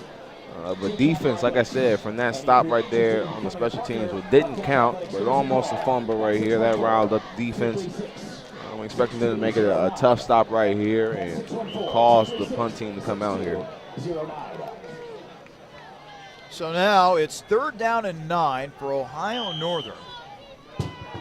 They have the ball at their own 20-yard line. 1:43 remaining in the first half. Ohio Northern leading Capital 14-3. But the Comets trying to get the ball back here for one more scoring opportunity. McConnell will take the snap. I don't know if he was ready for it or not. Throw is picked up at the 39-yard line. Inside the 30, down to the 28-yard line. I told you I smelled what they was cooking. A turnover. Louis Hurston, the senior out of Lima, Ohio, making the interception for the Comets. And with 1:36 remaining, great field position here for Capital as they try to acquire more points before the end of the half. Louis, that guy right there, I told you, creating pressure right there and generating it on the defensive line, causes the quarterback to roll out and throw an errant ball up in the air right to the DB. It falls right in your hands. You got to catch it like that. So now it'll be 1st and 10 for Capital from the Polar Bear 28-yard line. Comets still have one timeout remaining, but more importantly, they got a lot of time to work with here with great field position. 3 wideouts, Everson in at quarterback. And it's an end around. Walters takes it inside the 30, and he'll cut it upfield to about, spot him at the 26-yard line. We'd love to see him cut that back inside and see what he could have done there right there, but Yeah. Nice trying to pull some plays out of the bag of tricks here. Gain of 2 on that last play. Actually, they'll say a gain of 1. 2nd and 9. Capital at the Polar Bear 27-yard line. And he did go out of bounds, so that stops the clock. 1:29 remaining in the first half. Everson with 3 wideouts to his right. Matthews will be put in motion. It's a flare out to Matthews, and Matthews is decked. Absolutely decked. Back to the Ohio Northern 30-yard line. That was a great open field tackle Injury timeout. by Austin Colon, who came darting in from his defensive back spot. And now an injured player on the field for Capital, as they will stop the clock with 1:18 left to go in the first half. Ohio Northern 14, Capital 3. Well, it looks as if to be an offensive tackle right there. Couldn't exactly see the number. It's ending in a 4 right there, but not what you wanted to have there. You have great field position as he's able to get up on his feet. Looks like that is Damian Loya, sophomore out of Sonora, California. And he's on his feet, which is a good sign.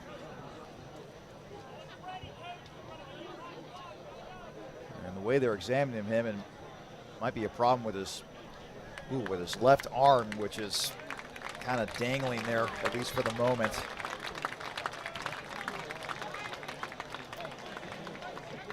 So now it's 3rd and 12 for Capital from the Polar Bear 30-yard line. Boy, it would be extremely disappointing if Capital wasn't able to come away with some sort of points here before the end of the half.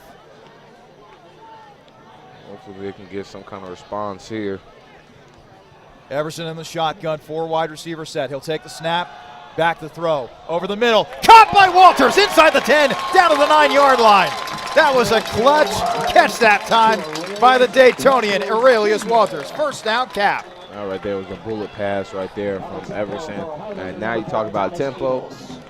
It is time to put it in the gear. You're in 1st and goal right here. The clock is running. Ball spotted at the 9-yard line of Ohio Northern. 48 seconds and counting. Everson with a 3 wide receiver set. In the gun. Matthews is tailback. Everson scrambling to his left, running for his life, throwing, and he'll just chuck it out of bounds. Incomplete. That's great quarterback IQ right there, being able to roll out, not try to force anything. Had an opportunity to take out, but just got rid of it. Stops the clock. Able to give your offense an opportunity to get everything back together. Live to fight another day. So now it's 2nd and goal. Ball still spotted at the Ohio Northern 9-yard line. Does stop the clock with 36.2 seconds to go in the first half. Capital trailing Ohio Northern 14-3, trying to find the end zone for the first time tonight.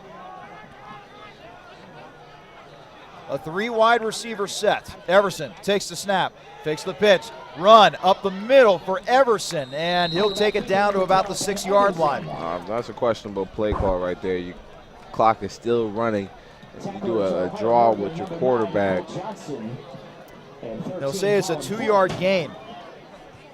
Clock is still running, 16 seconds and counting. Capital still has that 1 timeout.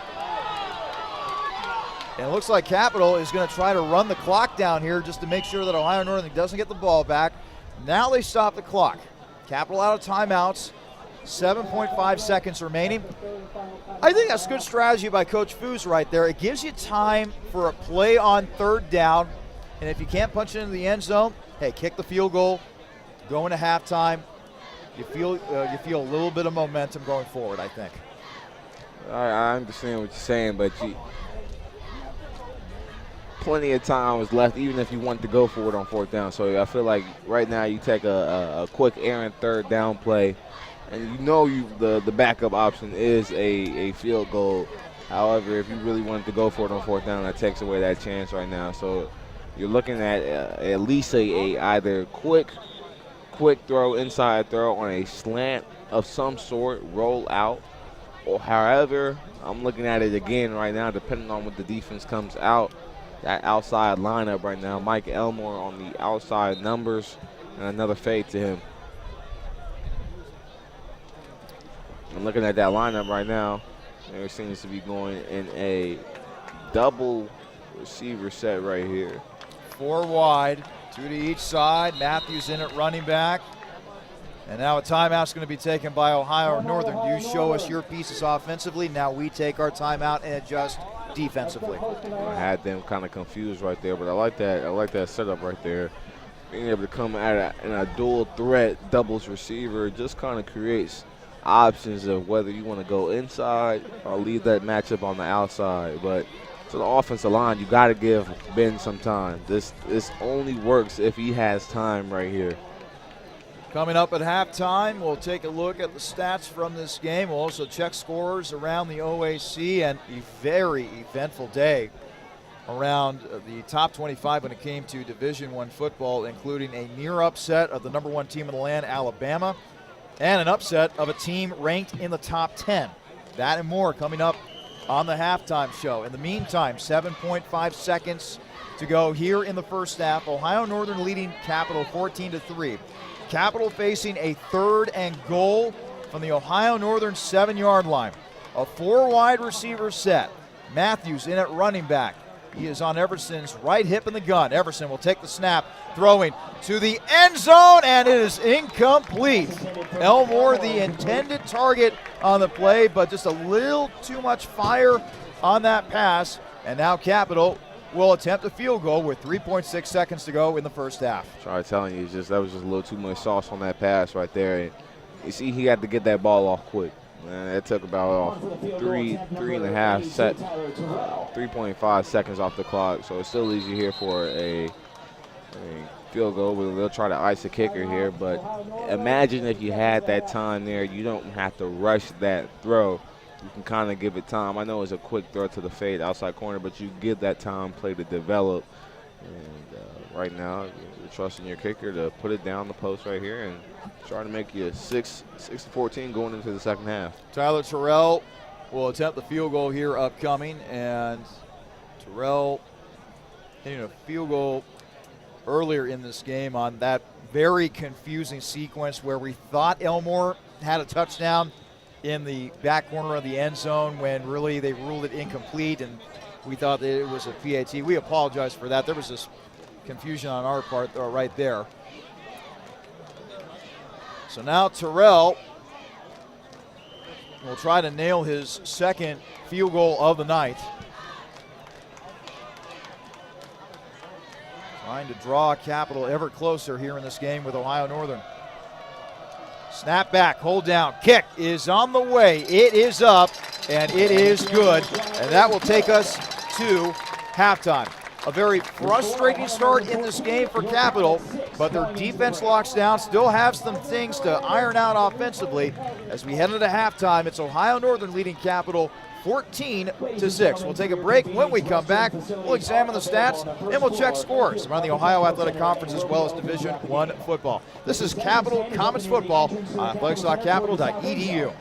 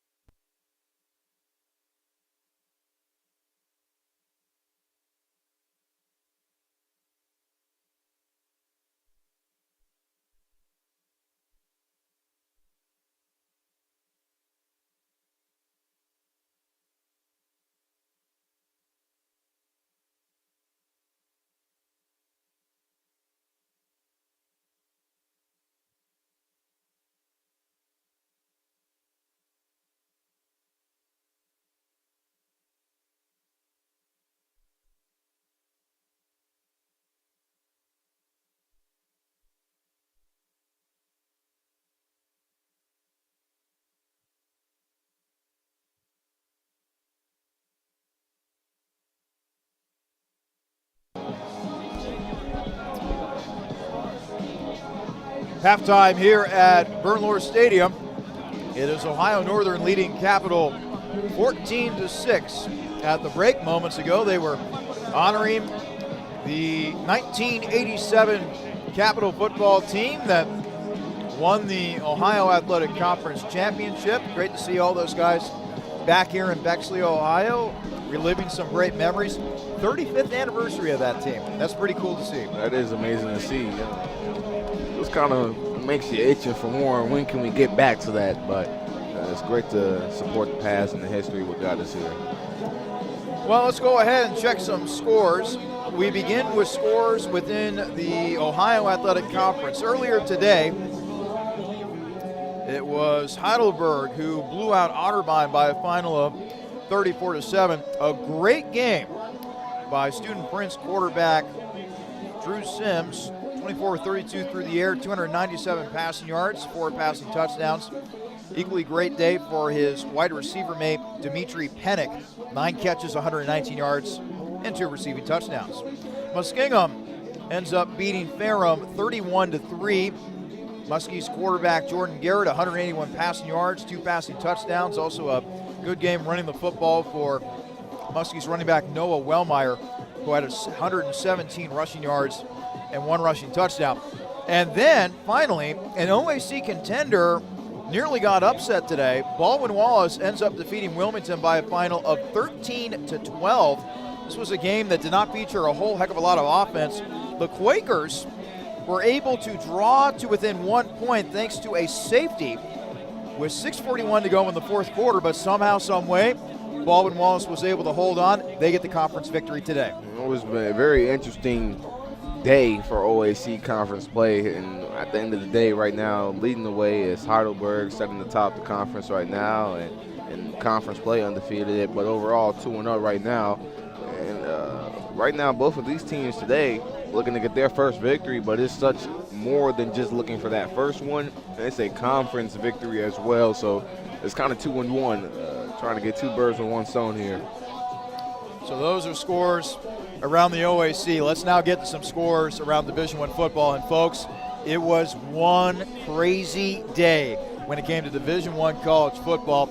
Number 1 Alabama was nearly toppled by the Longhorns at Texas today, but in the end, it is the Crimson Tide that come away with a 20-19 victory over unranked Texas. What does that game say about Alabama? What does that game say about Texas? That game, that was a good game. And that shows you Alabama may be lacking in some areas on the offensive side, trying to get the ball movement, because they lost a lot of players to that draft. Players who Jameson Williams, John Michie, and you're losing players, and especially on the offensive side as well, on the offensive line. Bama was in the close one, but you got to trust in that Heisman quarterback, Bryce Young, being able to be clutch in the final moments, drive his team, able to get that game-winning field goal kick. So, Nick Saban, he'll find a way.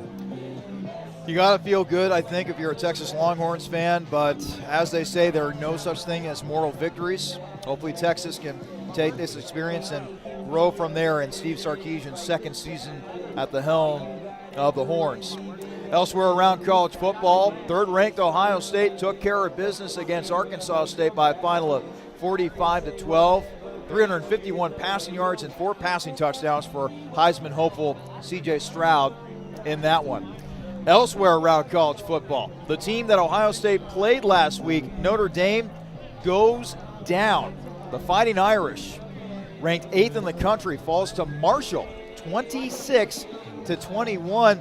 And by all accounts, Marshall played a pretty good game. A lot of people were saying that they were more physical than the Fighting Irish, which is saying something. Well, finishing rushing the yards, running back Laybourne had over 31 carries with 163 yards rushing the ball. And when your quarterback for Notre Dame finishes the game with 2 interceptions, that's 2 passes to the opposite side of the field. Struggling on that right there. Marshall, we heard, and they were heard today. And the herd traveled fast and was able to upset Notre Dame. Marcus Freeman, by the way, still looking for his first win as Notre Dame head coach. Another upset involving a top 10 team today. Appalachian State Remember that name? Remember when they went into Ann Arbor and they took down that top 10 Michigan team a while back? Well, this time they go into College Station today and they take down 6th-ranked Texas A&M 17-14. Appalachian State gets a field goal in the fourth quarter. They hold on for the win. Again, another stunning win as Appalachian State claims another top 10 victim. They wanted it more, and when they needed to score most in the fourth quarter, the only score after both teams went scoreless in the first quarter, the only score in the fourth quarter was that game-winning field goal. And that has to have no other feeling. There's no feeling like that. And another upset to pass along to you, this involving the top 20 team. Washington State goes into Madison, Wisconsin, and takes down the 19th-ranked Badgers 17-14. So, in all, so far today, 3 ranked teams taken down by unranked opponents within the top 20. Simply stunning. Elsewhere around Division I college football, 2nd-ranked Georgia shuts out Samford 33-0. 14th-ranked Michigan State, they shut out Akron 52-0. 13th-ranked Utah, angry off of that loss to Florida. They took their anger out on Southern Utah. Final score 73-7 in favor of the Utes. 15th-ranked Miami takes down Southern Miss 30-7. 16th-ranked Arkansas is able to claim a win in SEC play as they defeat South Carolina 44-30 in that one. 18th-ranked NC State all over Charleston Southern 55-3. 23rd-ranked Wake Forest defeats previously undefeated Vanderbilt 45-25 in that one. And 5th-ranked Clemson with the 35-12 victory over Furman. Couple games in action at the moment. They are in overtime. Tennessee and Pittsburgh taking on one another. 24th-ranked Vols currently leading the 17th-ranked Panthers in that one, 34-27. They're about to go to overtime in Lubbock, Texas. The Red Raiders of Texas Tech tied at 20 with 25th-ranked Houston. They are in the second quarter at Oklahoma. The 7th-ranked Sooners still scoreless with Kent State. This will be a good one in SEC play tonight. 12th-ranked Florida leading Kentucky by a score of 3-0 early on in that game. And Ole Miss, 22nd-ranked Rebels, they're already up big over Central Arkansas, 28-0. That game in the second quarter. 10th-ranked USC taking care of business against Stanford so far. The Trojans leading the Cardinal in that one, 21-7. 11th-ranked Oklahoma State trailing Arizona State in the second quarter, 3-0. 4th-ranked Michigan, they're getting set to host Hawaii, but they're currently being delayed because of lightning. And then I'll give you a game to watch, ladies and gentlemen, later on tonight if you're willing to stay up late. 9th-ranked Baylor heads west to take on the 21st-ranked BYU Cougars. Baylor, the team that won the Big 12 last year, returns another strong squad. BYU, meanwhile, Jonathan, they're being talked about as a kind of a dark horse. They play Baylor tonight. Later on, they play Oregon. Later on in the season, they're going to be playing Notre Dame. It kind of sets up for a very interesting season. If they're able to take care of business, might they be a player in the college football playoff? Something to keep an eye on later on in the season. What do you think of that matchup? Hey, college football is unpredictable, and this is that love of it. We've already seen these upsets so far, and we're only in the week 2, so it's up for grabs. We'll see who wants it more. It's a new season. It's a new dawn. I'm just glad that it is back. Football is great. We'll take another quick break. When we come back, we'll examine the stats from our first half. Ohio Northern leading Capital in this one, 14-6 at the break. This is Capital Comets football on athletics.capital.edu.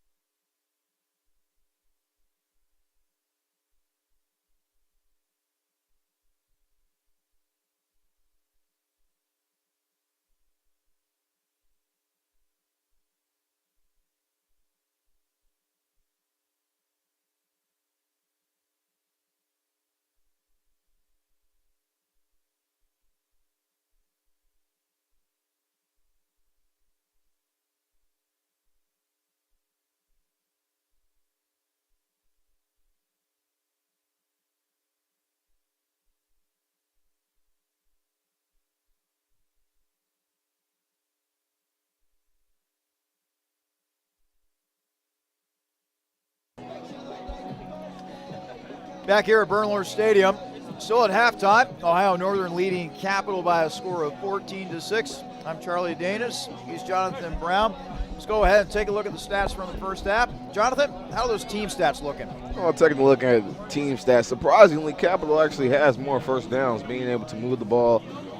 Not shy of rushing either. They lead with 45 rushing yards in total. However, ONU is able to take a stab at it with 14 rushing attempts total with 43 rushing yards. However, the real damage is being done in the air, and the Comets are doing superb with only 7 receptions so far, but a total of 114 passing yards in the air. But ONU trying to find their groove. A nice balanced attack. They have about 58 yards in the air. If we take a look as well, both teams are doing their fair share of punts. ONU leads the way with 4 punts, and Capital right behind with 2 of their own. A couple stats that stand out to me. Third down efficiency. Both teams have really struggled in that particular category. Capital has gone 3 of 10.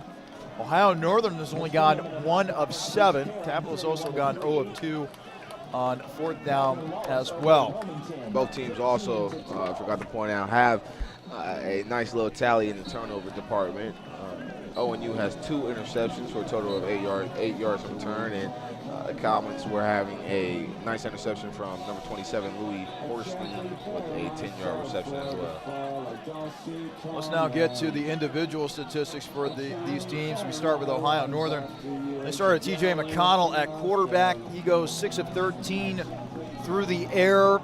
Did throw that interception late in the first half. 43 passing yards for the 5th-year senior from Detroit, Michigan. We also saw Aiden Figueroa in at quarterback, 1 of 2 for 8 passing yards. Receiving for the Polar Bears, Austin Ike leading the way, 4 catches for 44 yards. Brock Martin, the tailback for Ohio Northern, 1 catch for 7 yards, and Jameer Nunley, a reception for 2 yards. Running with the football, Brock Martin already has more rushing yards this week than he did last week. 8 carries for 36 yards. He's averaging 4.5 yards on the ground with a long of 9 on the night. Aiden Figueroa, 2 carries for 7 yards, and T.J. McConnell, 2 carries on the ground, -7 on the ground, although he does have a rushing touchdown on the night. Capital offensively, Ben Everson, 7 of 18 through the air, no touchdowns, 1 interception. He has been sacked twice in this game so far. Aurelius Walters, 3 catches for 95 yards. He's definitely been a big play receiver for Capital in this game. We've also seen Mike Elmore flash a couple of times, 2 catches for 18 yards, a reception for 4 yards by Tyson Shuttler, and then a reception that went for -3 yards for Lance Matthews. Speaking of Matthews, he has carried the ball 6 times for 20 yards on the night. Drew Engel with 3 carries for 11 yards. Ben Everson has carried the ball 8 times for 8 yards on the evening, and Jonathan Williams, 2 carries for only a couple of yards. Oh, and Tyson Shuttler also had a carry for 1 yard as well. Well, Jonathan, Capital had opportunities. They came up short on a couple of 4th downs here in this game. I don't know, from your perspective, should Capital feel disappointed that they're down 14-6, or perhaps fortunate that they're down 14-6, considering how the offense was really slow to get into gear? Speaking about getting in gear, I guess they were slow to kind of get the ball rolling to start off forward. Slow in the first quarter, however, they were able to pick up later in the second quarter. However, you got to come out of this half with some efficiency. They struggled moving the ball offensively. They had spurts every so often within that first half. However, you have to find a consistent way to move the ball, and that reflects the same way with ONU as well. They were given those free first 2 touchdowns, and since then they haven't been able to respond at all. That's a positive in Capital's light right now. You going down the field field goals, that's not what you're looking for, but you're able to put some points on the board. And ONU has no response right now. Bring out some kind of energy and tenacity. I think you can turn those field goals into touchdowns. So if you're Capital, you should be feeling good that you're in this position, considering that the hole you dug yourself early on. It's not that deep of a hole. You're only down by 8. 1 touchdown. That's a 2-point conversion right there. I like the chances of them moving the ball down. It's working. It's slowly yet surely working, but if they aren't able to withstand, like there's positives and negatives throughout this whole game, and you're seeing positive on the defensive side, bringing pressure, creates those turnovers, creates McCollin, it gives him an opportunity to close him in there. If defense is able to bring pressure, blitz on the defensive side, offensively, you trust Everson to be able to use his arms and legs, but you want to give him time. Give him time to use that arm because he's connecting with Walters. But we've seen targets towards Elmore, so that we want to see that shine more in the second half, and hopefully we can see the ball in the air a little bit more from Everson. Coming out of halftime, it's going to be Ohio Northern leading Capital 14-6. Alongside Jonathan Brown, I'm Charlie Danis. So glad to have you along for the ride for this edition of Capital Comets Football on athletics.capital.edu. The conference opener for both of these teams. We've already seen earlier today Heidelberg triumphing over Otterbein, Muskingum taking care of business in the non-conference against Ferrum, and Baldwin-Wallace eking out a 1-point win over Wilmington. Each of these teams coming off of disappointing losses last week, Capital falling to Denison. Meantime, Ohio Northern coming off of a loss to Alma. So Ohio Northern will get the ball here to begin the second half. And after those 14 points given up by Capital early on in the game, the defense played beautifully in that first half the rest of the way. Kick will be taken at about the 8-yard line. Muffed a little bit, but then picked up to the 15, to the 25, to the 30, down to about the 33-yard line. So Peyton, the returner, able to atone for his mistake early on and actually pick up some really good yardage. Good field position to start off this drive for Ohio Northern. Our defense has an opportunity here to set the tone. Get it right here. I feel some purple rain, a swarm of comets coming down. 1st and 10. Ohio Northern at their own 35-yard line. 3 wide receivers set, and the give is to Martin. Martin quickly cutting it upfield, across the 40, down to the 43-yard line. That will be an instant gain of 8 right out of the chute on that run play by Brock Martin. Nice little shoelace tackle right there by Baylor Perius, and it looks as if that shoulder area is now wrapped up a little bit more. So we'll see how that affects him in the second half going forward. That was a gain of 9 on that last play. 2nd and 1, Ohio Northern at their own 44. Martin getting the ball, and he is stuffed. He had nowhere to go that time as Griffin McKinney, the freshman linebacker from Massillon, Ohio, was able to make the stop. Massillon, now that is football country right there, and I'm reading this on my roster sheet. He attended Jackson High School. That happens to be the alma mater of my brother-in-law, Max Paulus. Yeah. Shout out Max.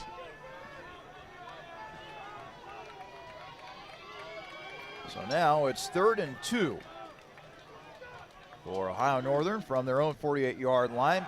Back to throws McConnell, and it's picked off. This could go back to the house. It's going to be a pick 6. Touchdown, Capital. An ill-advised throw by McConnell. Louis Hurston with his 2nd interception of the night. This time, he takes it to the house. That's 2 for 2. That's a nice two-piece combo right there. And this time, he said he's going to take it to the crib. A pick 6. Louis Hurston with his 2nd interception of the night. What a game he is having so far, the senior from Lima, Ohio. Just like that, instead of going for 2, Coach Foos opts to take the PAT attempt here. There's still plenty of time left in this game, and take the points while you can.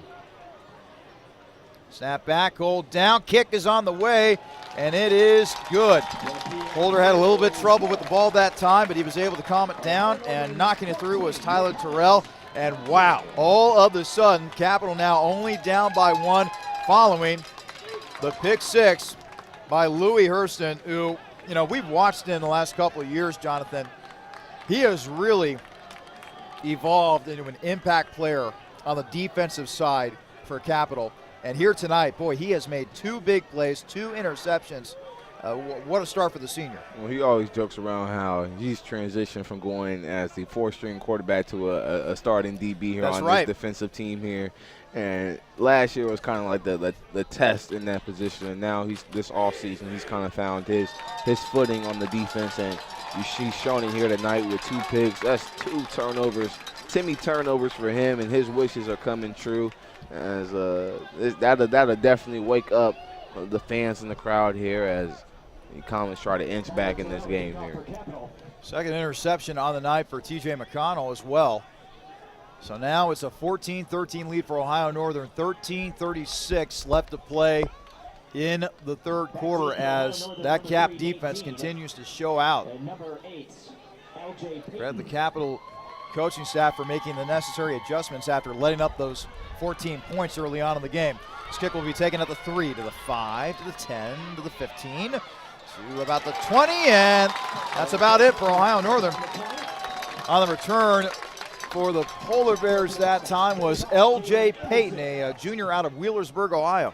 You know, that tackle on the special teams coming from the freshman linebacker Jalen Anderson, a linebacker out of St. Petersburg, Florida. I'm telling you, Coach Foos this offseason has done a terrific job of searching the nation and getting a whole bunch of new recruits from different aspects of. And by the way, a lot of those contributors, freshmen. This is a young team, and it's baptism by fire. If you can play, let's go. Brock Martin, meantime, he'll cut it upfield. He'll take it to about the 30-yard line. And that's going to be about a gain of 10. That'll instantly move the chains right there. And the way the passing game is bogged down here a little bit for Ohio Northern, at least as of late, I wouldn't be surprised if they just keep on feeding Brock Martin, their workhorse at running back, for a while. We'll see if they'll try to get him in a rhythm now in the second half. He was struggling in the first half. They give us to Martin once again. Martin is bottled up. Back to the 25-yard line. That was excellent penetration that time by Umar Berry. And Jack Blaisdell also getting back there as well. Berry, a sophomore out of Columbus, Ohio. Blaisdell, of course, the senior from Hilltop. And defensive line being able to be a wall. And Martin did not know what he was running into. 2nd and 12. And a pass, and it's going to be incomplete. The intended target on the play was Austin Ike. And now a 3rd and long situation upcoming here for Ohio Northern. It just continues to be interesting for me. Ohio Northern was given those short field positions on those touchdowns. But when asked to work with a big field, a long field to work with, Capital's done a nice job of containing the passing attack and really shutting down that run play.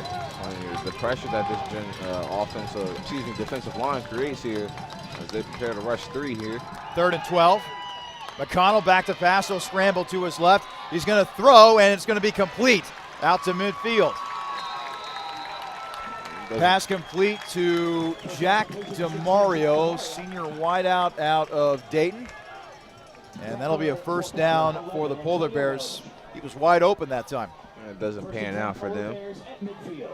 Right there, rushing 3, but prepare to rush 4. We'll see what happens here. 1st and 10 from midfield, and Martin is spilled around midfield. Again, excellent penetration that time. 97, Jesse Foster. Jesse Foster, freshman defensive end out of Mount Vernon, making his presence known. Great job with that defensive presence, being able to crack that first line and push the offensive line back, making it difficult for Martin to try to get elusive in the backfield. Jameer Nunley in at tailback for Ohio Northern. McConnell, pass incomplete. That is way out of the reach of his intended target, Nick Tangeman, who had a receiving touchdown early on in the game. In fact, he scored the first touchdown of the day for Ohio Northern. Right now, the pressure is getting to McConnell right now. And another 3rd down opportunity right here, and ONU was able to convert on this last one. So let's see if Comets can generate some pressure here. 3rd and 10.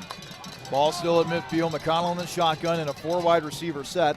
Still in at tailback is Nunley. McConnell will take the snap, settles in the pocket, scrambling around, and he'll be taken down at the Capital 49-yard line. Chasing him down was the former Upper Arlington Golden Bear, Nick Fasonic, 6 foot, 225-pound senior linebacker. Talking with Coach Foos earlier this week, he is so glad to have a healthy, productive Nick Fasonic back at that linebacker spot. Paid off there, 4th down for the Polar Bears. Now that is what you needed right now. After your defense is kind of waking up here, and now your offense has an opportunity to get back on the field here, and can they keep that momentum going forward? Walters back at his own 15, awaiting the punt. The punt is away. He's going to signal for a fair catch. And boy, that was a great punt that time by Elliott, as Walters ended up making the catch on his own 5-yard line. Well, Capital now only down by 1 following the pick 6 by Louis Hurston. 14-13 in favor of the Polar Bears, 10:56 to go here in the 3rd quarter. Boy, it would be nice if Capital were to mount a long drive right here. Well, they got to work for it, and what better way to work for it than starting deep in your own territory, and they're going to try to drive this 95 yards in for a touchdown. That'll definitely be something to get this crowd motivated and this team active again. So this drive will start at the Capital 5-yard line. Everson with a 3-wide receiver set. And Everson will run with it. Past the 5 to the 10, pushed out of bounds around the 11-yard line. Pick up a 6 on the play by Everson, who's, for the most part, made some very good decisions running with the football.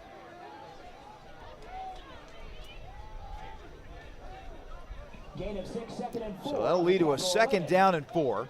The ball will be spotted at the Capital 11-yard line. 10:51 remaining in the 3rd quarter. Ohio Northern leading Capital 14-13. Everson once again on the shotgun, 2-wide receiver set. Everson will go back to throw, and it will be caught at the 15-yard line. Making the reception for Capital was Zach Combs, the freshman tight end out of Lockburn, Ohio. 1st down, Comets. Moving the chains forward, slowly yet surely. You don't have to try to make a deep pass, especially not right now, but if you want to take that risk, go ahead, but moving the chains progressive for positive yards. Take what the defense gives you, and that time, Everson able to find his freshman tight end for a 1st down. It'll be 1st and 10 for Capital now at their own 15. A 3-wide receiver set. Everson once again in the shotgun. Drew Engel checks in at tailback. Everson with a pump fake. He's going to throw deep, and it will be incomplete. No flag on the play, as that was out of the reach of Jamal Wiggins, sophomore wideout for Capital. Got a flag in the backfield here. On the coverage for the Polar Bears, 2. And it will be a holding penalty, it looks like, against Capital. No, against the defense. The penalty will go against Nicole Johnson. Apparently, it was a hit below the knee. Johnson, a defensive lineman for the Polar Bears. And that will move the ball up, and that will help Capital's cause significantly. Taking that risk down the field down there, that was a questionable, risky. Had an opportunity right there, and I guess it kind of pays off with that penalty, moving the chains even forward. 1st and 10. Capital now up to its own 30-yard line. 10:05 to play in the 3rd quarter. Ohio Northern clinging to a 1-point lead, 14-13 in favor of the Polar Bears. And the loaded backfield, Engel fakes the handoff, and boy, he just had nowhere to go from the word jump that time, as that was just a jumbled mess. It's the opposite of the right direction that we're looking to go here. Ohio Northern's Peyton Wilson, junior linebacker out of Lima. Boy, they recruit Lima heavily, it seems like the Polar Bears do. On the tackle. 2nd down and 12. 2nd down and 12. Loss of 2 on that last play. Ball spot at the Capital 28-yard line.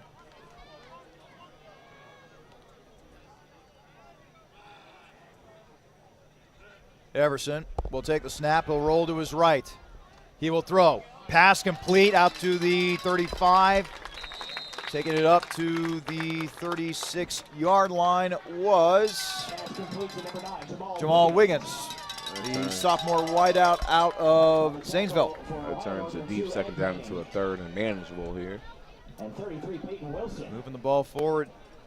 That's what the Capital offense is doing right now. Matthews back in at tailback.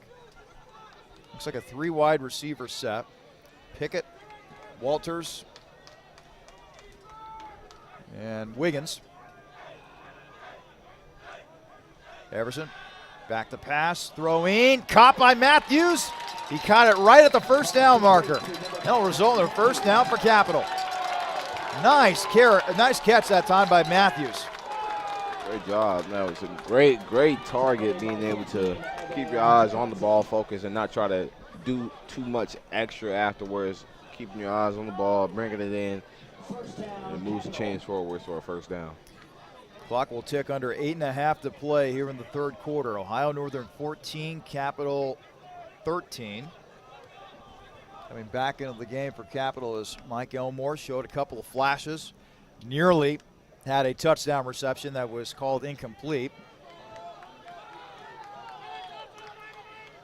First and 10 for Capital at zone 40, and they're going to have to move backwards. Somebody jumped.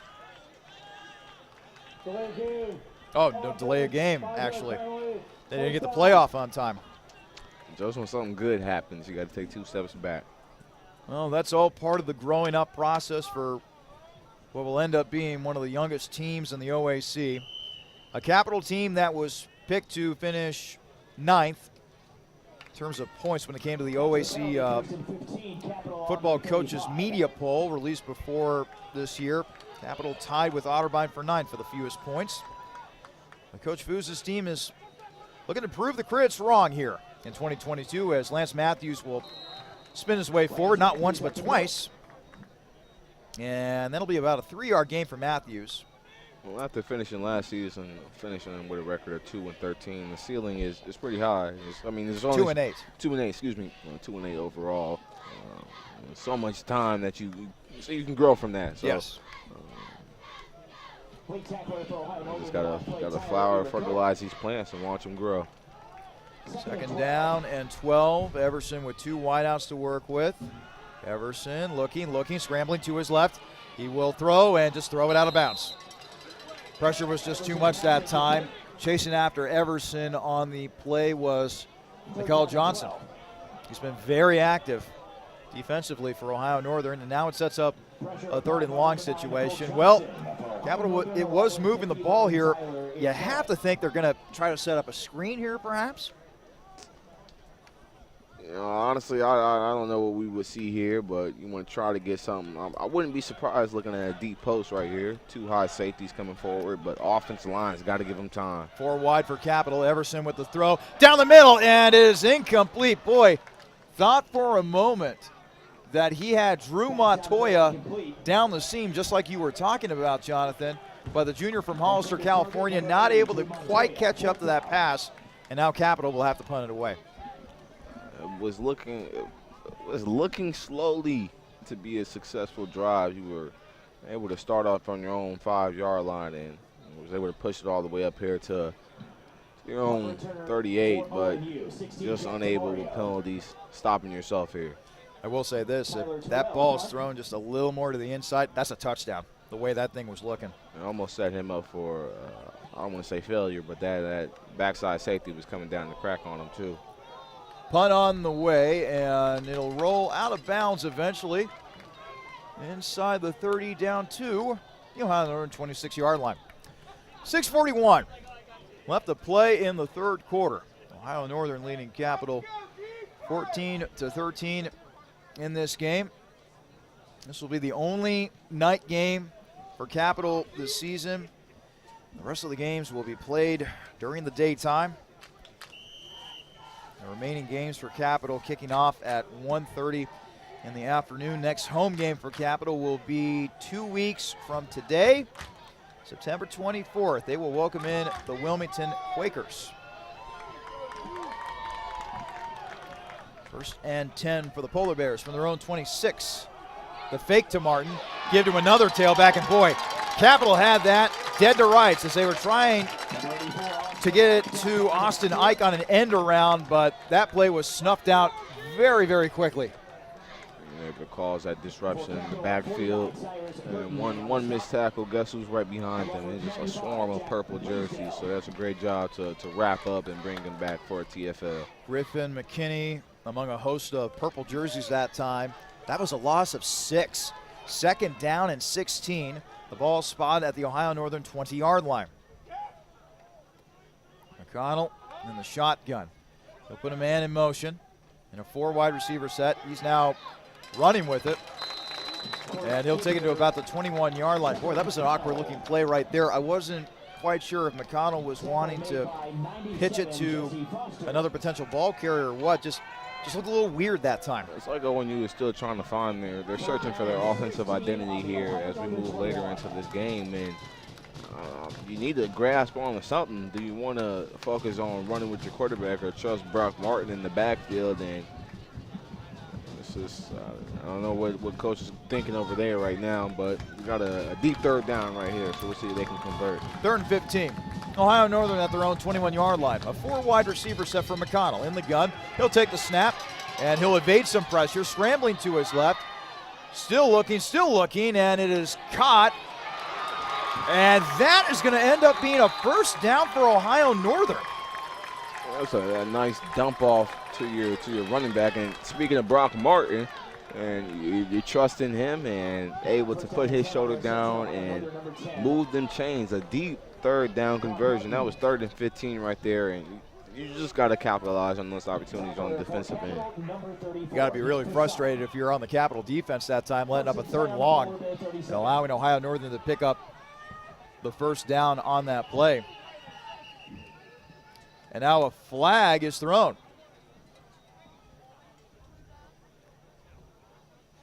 Going to be very interesting to see.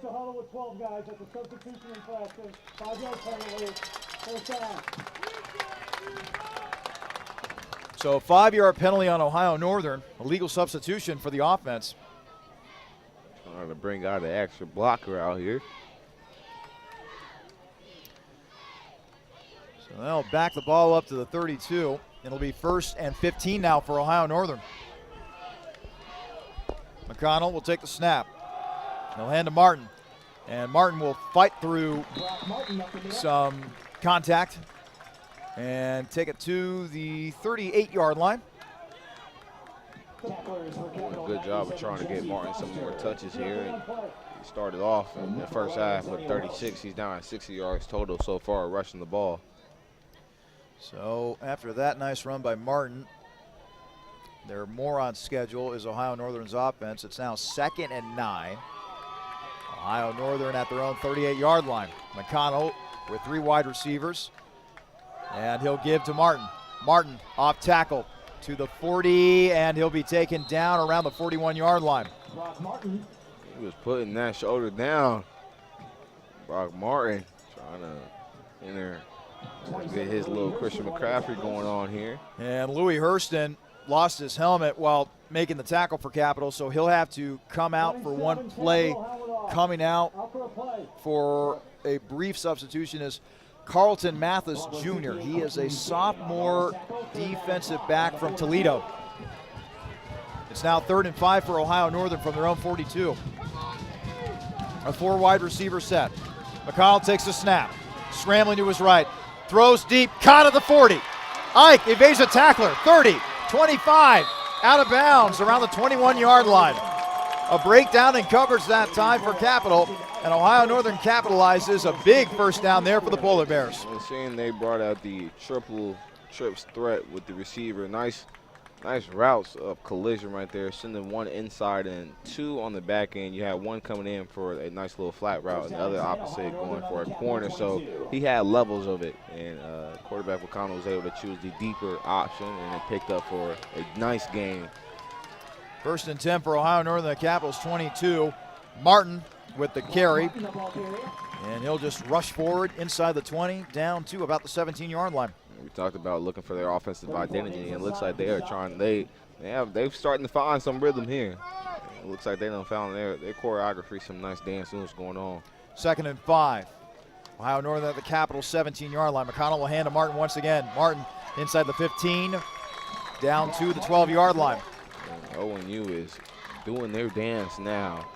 Do they dance? No AB out here, but if you know they're bringing this same energy with Brock Martin, the defensive line is creating some pressure, causing McConnell to roll out. Do you bring more pressure with your backers to try to stop that?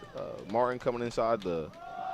You might have to. Tunley comes in at running back and to give Martin a breather, and that's only a 1-yard gain as he'll take it to the Capital 9-yard line. I saw he tried to break that outside, but I think you might have to bring some added help from your linebackers here or bring another defensive presence on this line. So now it's 2nd down and 7. Ohio Northern at the Capital 9-yard line. Tunley trying to cut it upfield. The Capitals defense reading the play well, makes the stop at the 6-yard line. That will only be a gain of 1 on the play for Tunley. Does what he has to do as he tries to break it outside again, and look who substitutes and comes back in. Martin, what a nice, this is a 3rd and 4th yards right here. Hand off to Martin, wouldn't be surprised, right down the middle. Northern's got to get it to the Capital 2-yard line in order to convert. McConnell handles a low snap, looking, throwing into the end zone. It is caught. Touchdown, Polar Bears. Davey Berner, the senior tight end from New Carlisle, Ohio, with the snag. And now Ohio Northern an extra point away from going up 8. Great job by McConnell right there. He was able to step into the pocket. And it looked like he could have taken off, but decided to see a target last second and put some force into his bread basket. For the point after is Dom DeFalco. It is up, and it is good. 1:07 remained in the 3rd quarter. Ohio Northern 21, Capital 13. Boy, just when you think Capital had a chance to take its first lead of the night, Ohio Northern able to piece together, to this point, their most successful long drive. Their first 2 touchdowns coming on very short fields off of Capital turnovers. Well, there were plenty of opportunities there. You had long 3rd down conversions from ONU. They were able to move the chains, and it starts back there from that 3rd and 15 one. That nice little dish from to Brock Martin. Yeah, to Brock Martin, and he was able to force his way to move the chains forward. And from there, they just progressively moved it and moved it and moved it. And they found their offensive identity on that drive right here. But we'll see if Capital can respond. Like I said, they're not too far out. It's still an 8-point game, 8-point deficit. Our next Capital broadcast will be on Saturday, September 24th. There'll be a home game involving Wilmington, and that will also be homecoming as well. Kickoff for that game is scheduled for 1:30. We'll get things started with a short pregame show at about 1:20. Here on your home for Capital Comets football, athletics.capital.edu. We will have all 5 home games for Capital this year here on athletics.capital.edu. So after the touchdown for Ohio Northern, it's 21-13 in favor of the Polar Bears, and now Capital getting set to get the ball back here. Kick is away. And it'll be taken at about the 4-yard line by Lance Matthews, and Matthews is instantly hit at the 15, making the special teams tackle for Ohio Northern was Takuya Sai. Right there was a deep throw. Yes, deep field position to start off for the Comets. So we'll see. They'll start it here with about a minute left to go in this 3rd quarter. Well, this is a time where we need to see that young offensive line grow up and take that next step as college football players. 3 freshmen stars along that offensive line. And there have been stretches where they have really blocked, but they need to put their best foot forward on this upcoming drive. Pickett with the catch. Across the 15 to about the 17-yard line as Capital was trying to set up a bubble screen that time, but wonderfully read by the Ohio Northern defense. Just for a nice, I wouldn't even say nice, just for a measly gain of 1 yard. Yes, they're trying to run the clock out here, but 2nd down and 9 for Capital from their own 17. 33 seconds and counting in the 3rd quarter. Wildcat triple option here. Engel taking the snap, and he will hand off, and this will be a carry to about the 22-yard line. That was Tyson Shuttler that ultimately had the carry. And that might just end up being the last play of the third quarter. Get ready to throw them fours up. It is almost the fourth quarter. We're going to see who wants to finish this game off stronger. That will indeed be the final play of the third quarter. We head to the fourth. Ohio Northern leading Capital 21-13. Quick break here. We'll have more of Capital Comets football here on athletics.capital.edu in just a moment.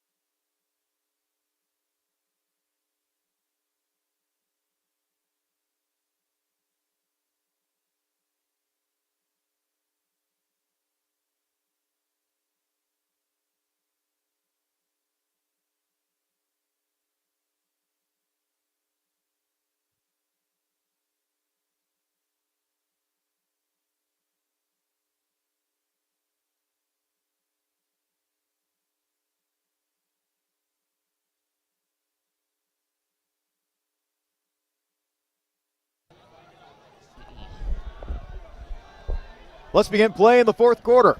Ohio Northern leading Capital 21-13. Charlie Danis and Jonathan Brown bringing you the action from Bernlohr Stadium tonight. Everson back to throw on a third down, loses the football. But one of the Capital's offensive linemen is able to pounce upon the football. That being number 73, Garrett Anderson, the right tackle. Unfortunately, that came on a third down play, and now Capital's got to punt the football away. You're not giving any time for your quarterback here to succeed. No time. The ball is going to have a hard time traveling down the field. So you bring the punt team out here. Not a way do you want to start off the fourth quarter. That defensive line for Ohio Northern is starting to exert itself a little bit. So punt away, and this will take a bounce inside the Ohio Northern 35, and it'll trickle out of bounds at the Capital, or at the Ohio Northern 31-yard line. There. Roughing the kicker. That gives Capital new life offensively. I love to hear it as the crowd has jumped up now. We got a second chance here. Running into the kicker is a 5-yard penalty, but roughing the kicker, 15-yard penalty, automatic first down. So Capital definitely catches a break right there. Same situation earlier in the first half when Capital had that penalty, and that brought out ONU's offense again. Now you have a costly penalty, return the favor from ONU here, a roughing the kicker. When you had them deep in that territory, now the offense has another second chance here to try to respond here in the fourth quarter to start things off. 1st and 10 for Capital now at their own 31-yard line. Let's see if Capital can take advantage of this opportunity. 5 wide. Everson all alone in the gun. Everson will throw, and it's incomplete. He had an open man on that play, and Jamal Wiggins just a little too tall up the ladder for Wiggins. Just too much sauce on there. Just a little bit too spicy right there on that pass right there. But I like Coach Hughes letting Everson use his arm here. So now it's 2nd and 10. Capital still at their own 31-yard line following the incomplete pass by Everson. They go back to the loaded backfield formation. Engel will take the snap. He will hand to Matthews. Matthews trying to push his way forward. Might get a yard on that play, but not much else. Making the tackle on the play for Ohio Northern was the junior linebacker, Peyton Wilson.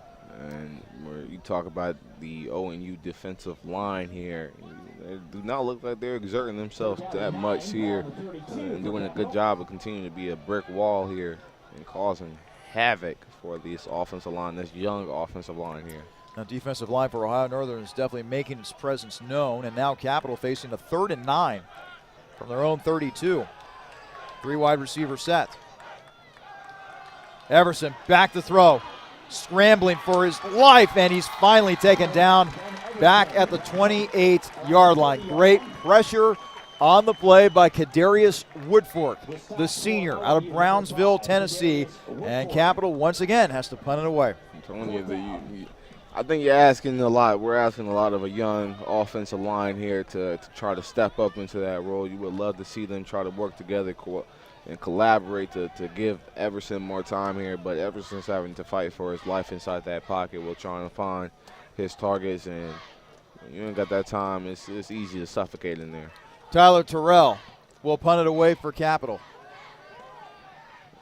And a loose ball. Did Capital fall on it? Now a flag is out. They also threw the beanie for fumble. I'm wondering if they might call catcher interference on this. It looked as if he had it, and he...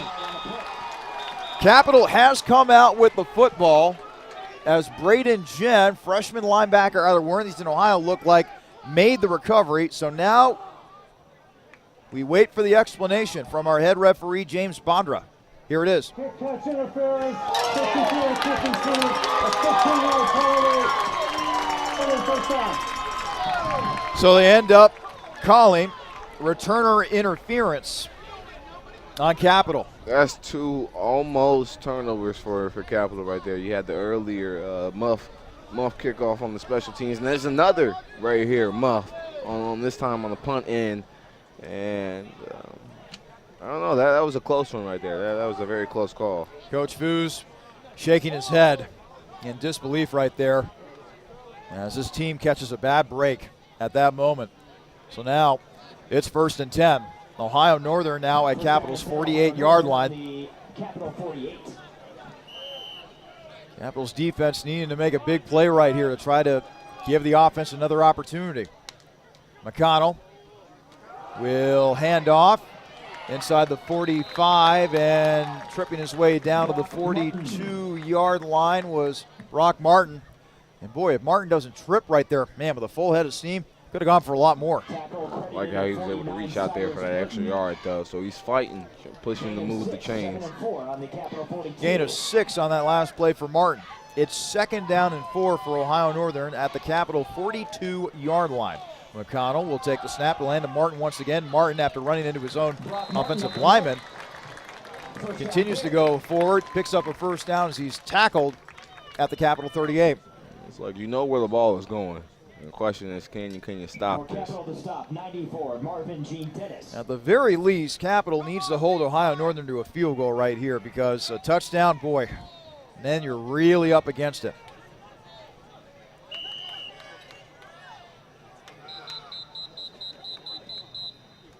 And now a whistle, and got to move the chains. They weren't set in the correct spot. So now that we have that corrected, once again, 1st and 10 for Ohio Northern from the Capital 38. And now Ohio Northern signaling in a new play. 10 seconds on the play clock. McConnell will now take the snap. He'll go back to throw. Looking, throwing, and it is. Did he put a foot down? Yes, he did. There to get one toe down. Austin Ike with a tremendous catch and a great job of dragging the toe as he stood in bounds. I'm recognizing now on the pass scheme for ONU is most of their pass schemes are some kind of levels to it. McConnell has options at the flat, at the mid, and at the deep level, and he's connecting there at that mid-level, finding Ike again. 1st and 10. Ohio Northern with a swing pass out to Martin. He'll take it inside the 20, and he'll ultimately be taken down at the 15. We talk about being silent and quiet in the first half, just slowly being there. Now I think they have found their groove and the energy that the offense has needed. They are moving the chains seamlessly easy here in this second half. And Brock Martin and Ike, they've been 2 big reasons. 1st and 10. Ohio Northern at the Capital 15. Martin will take the handoff. He'll take it inside the 15, trying to muscle his way for a couple more yards. He'll get a couple more yards down to the 13. That'll be a gain of 2 on the play for Martin.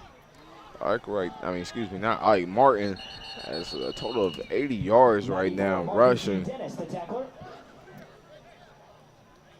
And now an injured player down on the field for Ohio Northern. We'll take a quick break here. 10:16 remaining in the fourth quarter. Ohio Northern leading Capital 21-13 here on athletics.capital.edu.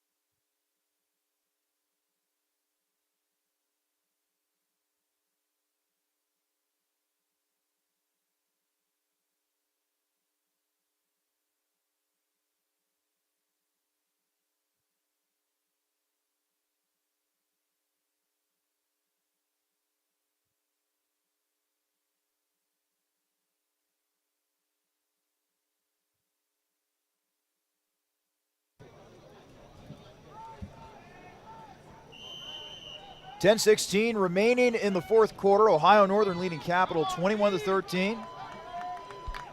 The injured player has left the field for the Polar Bears. Martin with the carry, and a nice job there defensively by Jack Blaisdell, the senior from Hilltop. And now another Ohio Northern player is slow to get up. 43, Brandon Bowling on this. And I think Brock that's Martin. That's Martin right there grabbing his knee. Uh-oh. It's not something that you want to see late in this game. It's not something you want to see at all. Martin, a fifth-year senior from Attica, Ohio. And so now the Ohio Northern training staff out there to tend to their star running back. Martin earning All-American honors last season for the Polar Bears. And he is a big reason why Ohio Northern was able to get this lead early on in the game, why they've continued to hold this lead. You know, you go back to that 3rd and 15 play where he made the reception, fought through a group of Capital tacklers, that allowed Ohio Northern to ultimately score their last touchdown. Yep, and he's been effective not only in the rushing game, running a total of 80 yards so far, but doing his job in the passing job as well. He's able to get up on his own will here.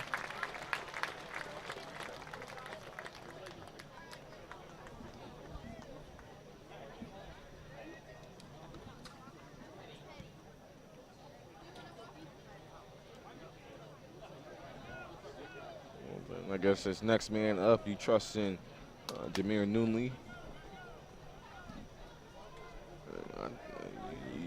You kind of continue to run. You know what kind of offensive identity you look here. You got now. You either trust in your backup to be the next man, step up. You roll out with your quarterback here, McConnell. But it looks like Martin, is staying in the game. Call that. We love that grit right there. I wouldn't be surprised if they handed it off to him. Paul Pierce moment right here. 3rd and 8. Ohio Northern at the Capital 13-yard line. Call timeout. Timeout by Ohio Northern. Once again, we'll step aside. 9:35 left to play in the fourth quarter. Ohio Northern 21, Capital 13. We ask all fans to help.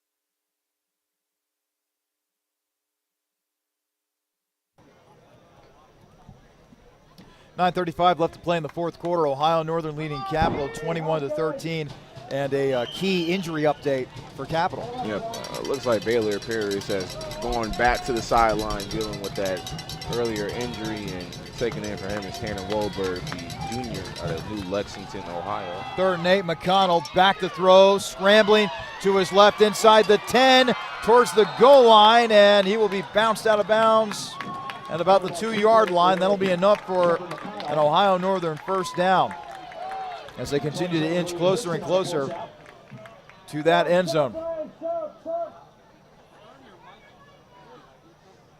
Let's see, at it mic'd up right now. The ref giving us the insight of his commentary as well. Yeah, James Bondra needs to fix that real quick. But it looks like this is a night for Baylor Perius. Yeah, it's not looking too good as looks like the jersey's been taken off, and as McConnell kept it, and he's tackled behind the line of scrimmage. Good job there by James Curtis right there. Boy, Curtis is a playmaker, isn't he? He's been able to come. I've seen him bring pressure. I love that from the defensive coordinator. He's been bringing pressure from their safeties coming off the edge, and that time he was able to connect again on another sack. 2nd down and goal. 2nd and goal. From the Capital 7-yard line. McConnell will be in the shotgun. 2 receivers to his right. Now McConnell will take the snap. He'll roll to his right. Looking, still looking, throwing, end zone. Incomplete. Risky throw right there. But you love this defense right here, trying to make you got to make a stand here. Yep. You cannot give up a touchdown at least. You would love to have a turnover here. Right now it's still an 8-point deficit, but a field goal that puts them up back to double digits. So you would love to have some kind of turnover right here. Austin Ike was the intended target on that last pass play. So now it sets up a 3rd and goal, still from the Capital 7-yard line. 3 receivers to the right, 1 to the left. McConnell in the shotgun with Brock Martin as tailback. McConnell back to pass, looking, end zone, caught, touchdown, Ohio Northern. The last thing you wanted, but they were able to find Jack DeMario in the backfield, that senior out of Dayton area, and was able to be in the mid-back of that end zone, and McConnell able to connect right there. And that ain't a dagger. The game is far from over, but puts a nice little more space in between. Common's trying to come back here. Dom DeFalco once again on for the point after.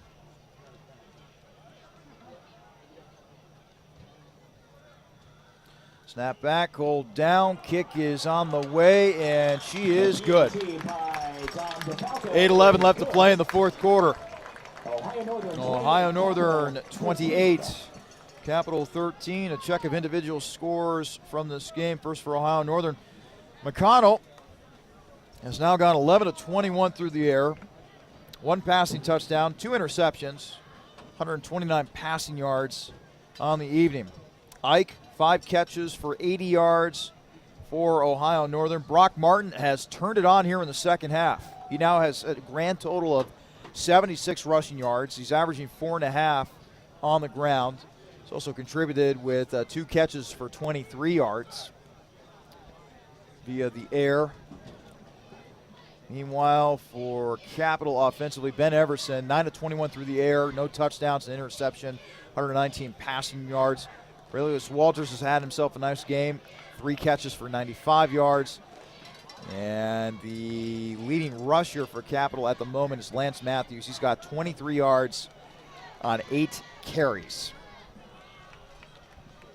Well, you pretty much have to try to get a touchdown here if you're Capital.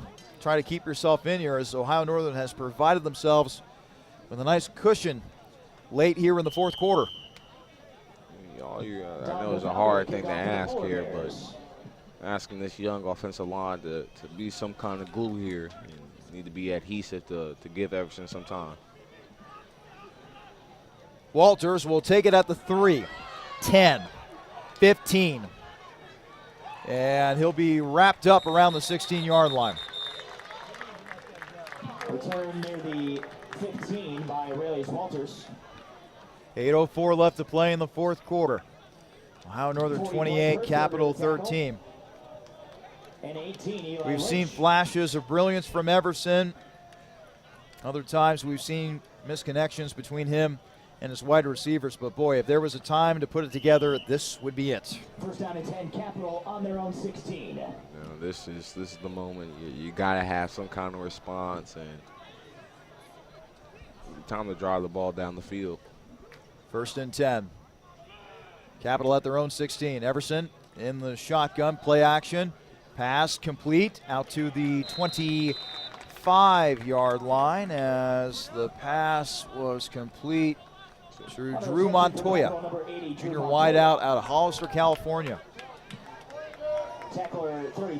Gain of 9, 2nd and 1. Capital at its own 25. Everson looking over the middle, and that one is caught to the 33-yard line. Catch made by Mike Elmore. First down, Comets. Number 10, Quintel Price. Nice job moving this chains here. Short. Do what you got to do. You got to dump it off short and move the chains. Everson quickly back to the line of scrimmage. Back to throw. Pump fake. Scrambling, and he gets sacked. Sacked back at his own 23-yard line. Josh Bever, the senior out of Ashland, Ohio, on the sack. Now that right there, I think the O-line did a great job of just trying to hold on and give him time, and Everson wanted to use his legs and roll out, and right there the defensive line was able to kind of squeeze that pocket right there, so he only had one way to go, and collapse on him, and that'll lead to a sack. Loss of 10 on that play, so now it's 2nd and 20 for Capital from their own 24. Everson back to throw, and he'll get rid of it. He was nearly sacked again. Applying the pressure for the Polar Bears that time was Miles Aldrich, a freshman linebacker out of Lima. Able to come through in between those gaps right there. Those two blitzers came unblocked, and great job by Everson, able to get rid of it and not create another sack and turnover. TFL for loss. So now it's 3rd and 20. Capital at their own 24-yard line. Everson with a play action. Back to throw, still looking. Everson running for his life, and he'll just go down. And that right there, that is not the response of what you were looking for to need. Colin Flynn coming in and making the sack for Ohio Northern, the senior out of Sagamore Hills, Ohio. 6:18 and counting here in the fourth quarter, and Ohio Northern will be getting the ball back here, leading 28-13.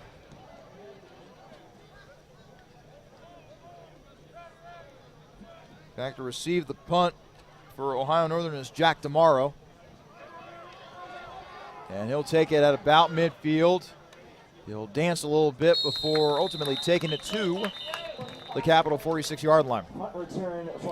5:53 left to play in the fourth quarter. Ohio Northern ahead 28-13. And you got to figure, if you're Ohio Northern here offensively, hand to your guy Brock Martin and get out of here with a win. You continue to do what they've been doing, and they found some kind of spark here late in this second half. After scoring those first easily twice in the first quarter, in the third quarter and the fourth quarter, Ohio Northern has been able to put up points, getting a touchdown in each quarter and doing simply what they should have done earlier in the first half and just handed it off here. And they found their offensive identity, and the Comets are having a difficult time to try to repair those damages, the work that's already been done. Walk in the back called on that previous play for Ohio Northern. So they will back this up to the Ohio Northern 40-yard line.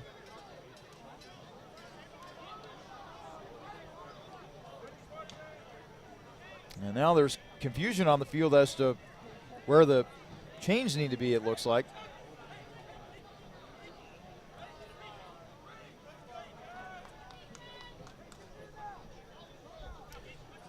That's the second time tonight that they've had issues with the chain gang lining up correctly. So now Aiden Figueroa is back in at quarterback. And Figueroa to the 40, to the 45. And take it down at about the 47-yard line. Making the tackle on the play for Capital was Quincy Edwards, sorry. That was a nice option right there. Had me confused for a minute. I'm looking at Martin. You expect him to get the ball, and Figueroa able to pick up a nice chunk of yards here.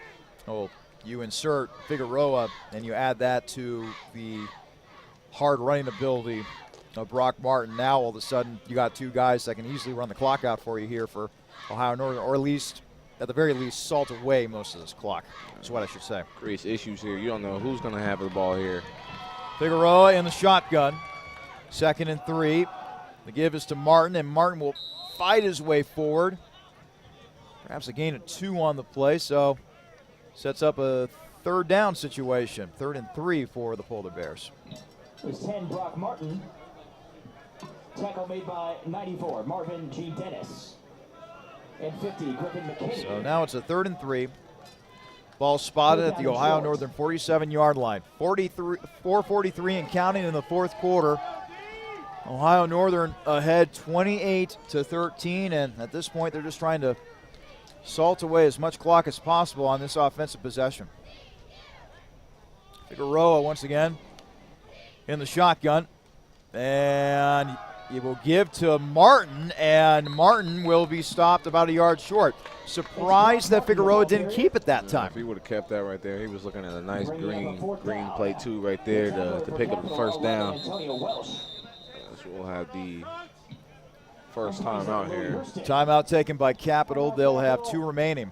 Stops the clock with 4:10 left to go here in the 4th quarter. Capital trailing Ohio Northern 28-13. Well, asking you shall receive. Capital wanted to have another shot here offensively. They will be getting the ball back here, and it's going to be go, go, go, go, go for Ben Everson and crew by the time they get the ball back. You know, you had an opportunity early in the in this 4th quarter to start off with that response there, and now this is a must-score drive. Although the ones previous, not that it wasn't, but this right now has to have a little bit more urgency more than ever. And it's got to be really frustrating for Capital, at least here at the start of the season. Last week, fell well behind against Denison, clawed back, made that game competitive before Denison was able to salt that game away. This time, down 14-0 early on, came within a point in the 3rd quarter at one point, following the interception return by Hurston. But since then, Ohio Northern has responded with a couple more touchdown drives here in the 2nd half. Makes you question, shouldn't they? They should have gone for that 2-point conversion after that pick 6. Maybe, just maybe. I don't know. Ball will bounce inside the 20, trickle out of bounds at about the 16-yard line. 3:58 to play, or 3:57 to play in the 4th quarter. Ohio Northern still leading Capital 28-13. Like I said, with Everson back with the ball here, got to go, go, go.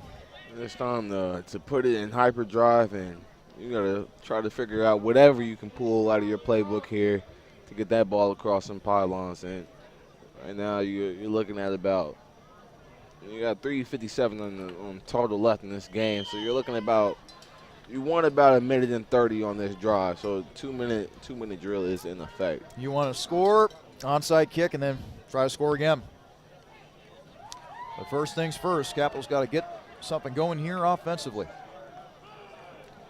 Everson with 4 wideouts. He'll go back to throw over the middle, and it is incomplete. Boy, he had a guy running up the sideline that time in the person of Dom Glenn, the junior wideout of Twinsburg, Ohio, but Glenn was not able to make the catch that time and will go as incomplete. That's the kind of passes you're looking for, but right in between the hands of the receiver, just when you need those kind of catches, it's unable to connect. So now it's 2nd down and 10 for Capital from its own 17-yard line. Everson takes the snap, back to throw, evades pressure. Scrambling to his right, he'll throw, and it's incomplete. Trying to hit Elmore down there on the far sideline, but goes over his head. Too much sauce on that pass right there, and They're only bringing 3, but somehow it's enough to generate some pressure to get Everson out of that pocket. And once he's out of that pocket, he's just, on his own, defending on himself, and that pressure right there generated a high throw. Last season, Ben Everson had perhaps his best statistical game against these Ohio Northern Polar Bears tonight. An interception and just some throws that have just been a little off. And now Everson dancing around. He'll throw, and that'll be incomplete as well. Just too high that time for Jamal Wiggins, the sophomore out of Zanesville. And it's 4th down, and Capitol's got to punt it away once again. Maybe if his target was DK Metcalf, you might have those catches, but just out of the receiver's reach right there, and you bring out the special teams unit again, and you needed to move the chains in that situation, and just unable, unfortunate. Not a way you want to end off here. Going back to that Denison game, you asked where is that dog to come back out, competitive spirit, and it was close this entire second half. And fair caught at the 47-yard line. ONU is just taking the mature steps of spacing that out. Capital came in between 1. They had an opportunity, should have gone for 2. That's just in my opinion, to at least tie the game up in that situation. But to be underneath 1 and have countless opportunities to try to move the ball, and ONU kind of just was like, okay, it's time to take control. Somebody's got to drive the bus, and ONU is looking to drive the bus back home with a victory today. 1st and 10 for the Polar Bears from their own 48-yard line. 3:34 to play in the 4th quarter. Ohio Northern leading Capital 28-13. Nunley with the carry. Nunley dragged down in the backfield. Nice defensive play that time by Jesse Foster, the freshman defensive end from Mount Vernon. We saw him make a similar play early on in the game. That'll be a loss of 4. Leads to 2nd and 14 as Ohio Northern is content with taking their time, calling this offensive play, letting as much time run off the clock as possible. Well, now you got me going back again to the past, going back to Denison again. Although the offense was off to a slow start. Figueroa up with the carry, 45 to midfield. Putting that shoulder down. And he was not afraid to mix it up there with Hurston. And now a timeout's going to be called by Capital here with 2:41 remaining. Might as well keep fighting. Yeah, but with that, against Denison, they were able to at least put up 31 points. So that shows you that the offense, although they started off slowly, they were able to pick up again offensively. And defense was able to hold their ground. In tonight's game, you start off slow again. You start off with 2 picks in the first opening drive, and that kind of sets you back up, and you're down 14-0. But you're able to crawl back. However, in this game, we saw a lack of offensive power here being generated here for the offense of trying to move the ball forward. You had bits and pieces here, some spurts every so often, but when it came down to being clutch of moving the ball into your opponent's territory, you struggled in that area today. 2:41 left to play in the 4th quarter. Ohio Northern 28, Capital 13. Comets in danger of dropping to 0-2 to begin the 2022 campaign. Meanwhile, Ohio Northern seems to be in good position to pick up their first win of the 2022 season following a season-opening loss at the hands of Alma last week. So 3rd and 6 for Ohio Northern from the Capital 48. 4 wide receivers. Figueroa trying to find some running room, and he'll be able to pick up a first down by getting to the 42-yard line. First down for the Polar Bears. Figueroa is showing his footwork. He is being able to be elusive, and he's got a quick burst for a mobile quarterback, doesn't he? Yeah, being able to also put his shoulder down, only at 5'10", at 185. He's moving like he's a little bit more muscle on him. Freshman from Orange City, Florida. Well, that explains it. Them Florida Jets, they is different down there. Yeah, they are. Florida speed. 1st and 10 for Ohio Northern from Capital's 42-yard line. And they are running that play clock down. And Now Dean Paul, in his 19th season as head coach of Ohio Northern, calls a timeout. 19 seasons, wow. One of the elder statesmen in terms of coaching the longest among the OAC teams. He's been there for quite a while.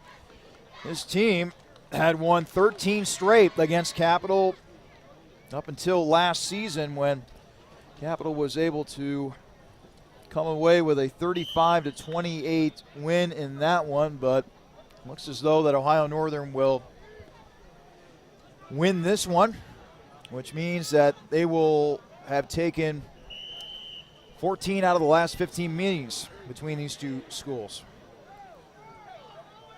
2 minutes to go in the fourth quarter. Ohio Northern leading Capital 28-13. I say 1 or 2 more good runs, you might see V formation come out soon. Figueroa will give to Nunley. And Nunley's had a tough time running the football tonight. It seems like every time he gets the carry, he just runs into a purple wall. James Curtis, a young man whose name we have called time and time again tonight, makes the tackle. That's a great job. Still bringing pressure and playing your heart out to the end of this clock. You respect it. Just, we wish he just would have had more tenacity a little bit earlier. Well, one thing's for sure, Capital's going to need to work on getting off to better starts. Still questionable on how you go from the...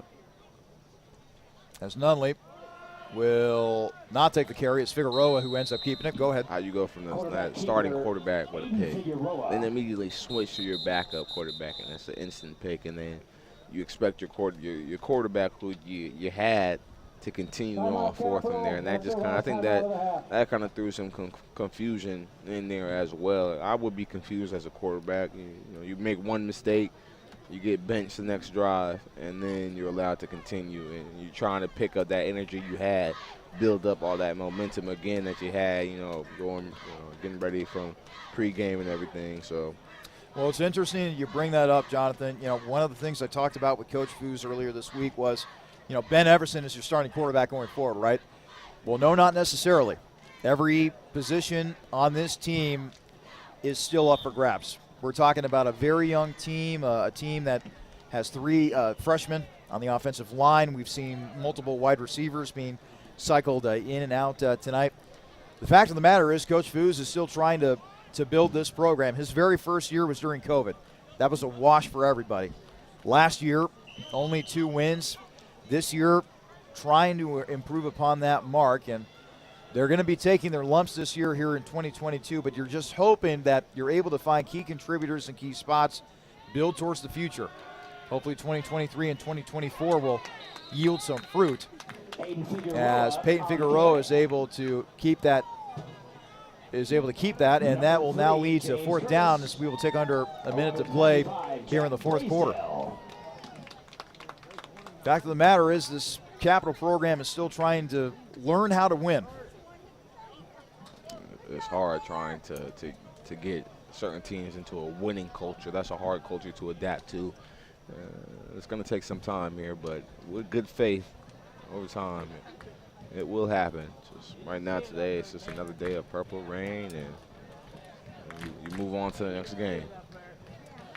Play clock will be wound down here, and a timeout will be taken by Ohio Northern, stopping the clock with 19.1 seconds to go. Ohio Northern will probably punt this football away back to Capital, and Capital will probably have a few more plays to run before the end of this night.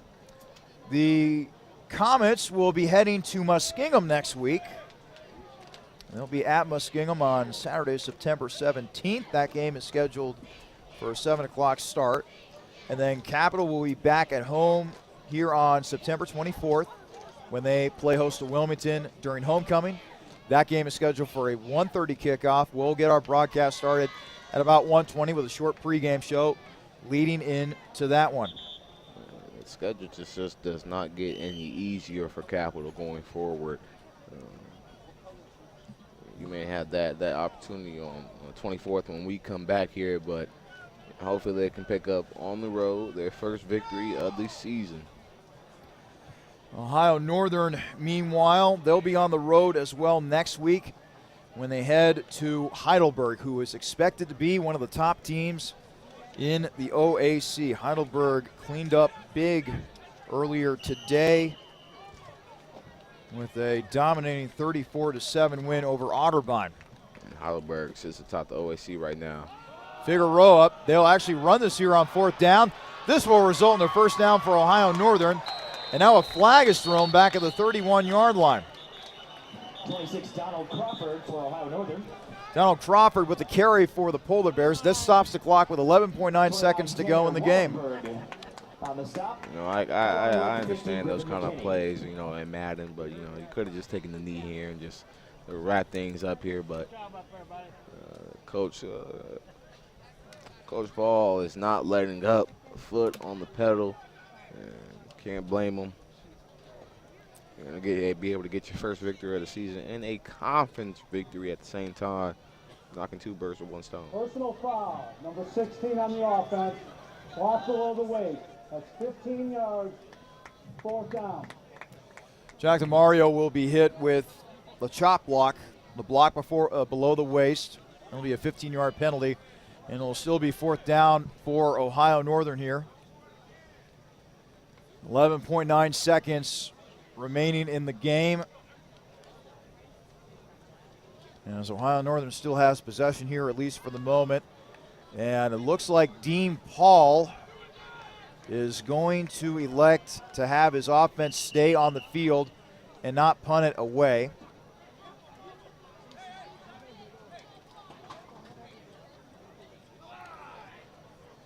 And now there's a discussion with James Brondra and a few of his officiating mates out there on the field, and the crowd is getting restless. 4th down, we're winding the clock. And the clock will wind. And now there's more confusion as a whistle will come in from one of the line judges. The clock will be stopped at 2.4 seconds.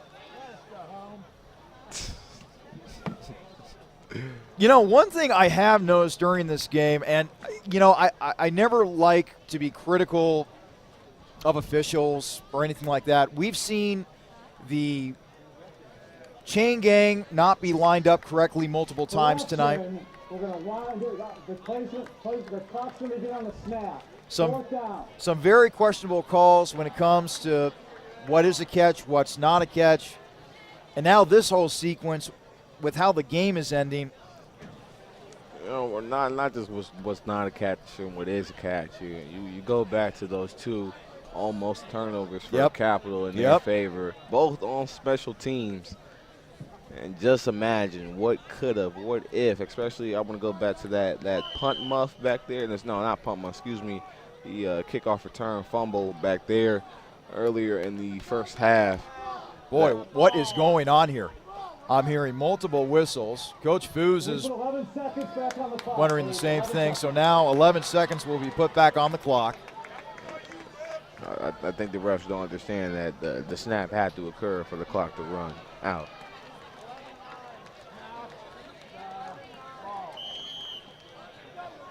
Well, hopefully James Bonder and his crew have now figured things out by now. Figueroa in the shotgun, 11 seconds to go. He will simply run forward. And Bondra will take it across the 40 down to about the 38-yard line, but that'll be well short of a first down. Clock will stop with 4.8 seconds to go.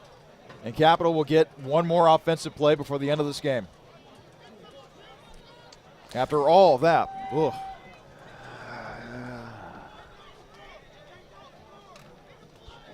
So many questions. I don't know who can answer them, but questions have arisen. I think that's a good way of putting it. So one more offensive play for Capital to run here before time runs out. 4.8 seconds to go in the fourth quarter.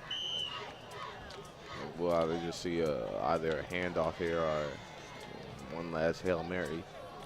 Everson back out there at quarterback with four wide receivers.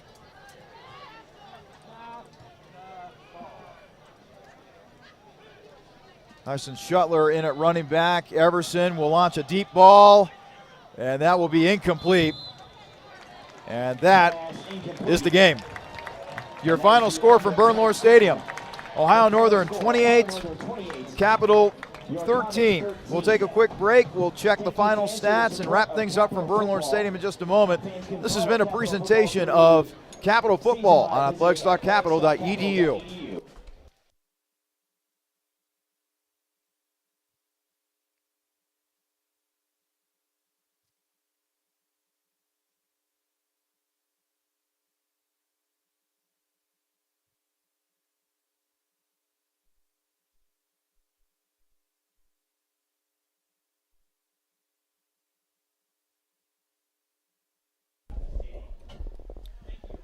Back here at Bernlohr Stadium, a final score for you. Ohio Northern triumphs over Capital, 28-13. I'm Charlie Danis, joined by Jonathan Brown.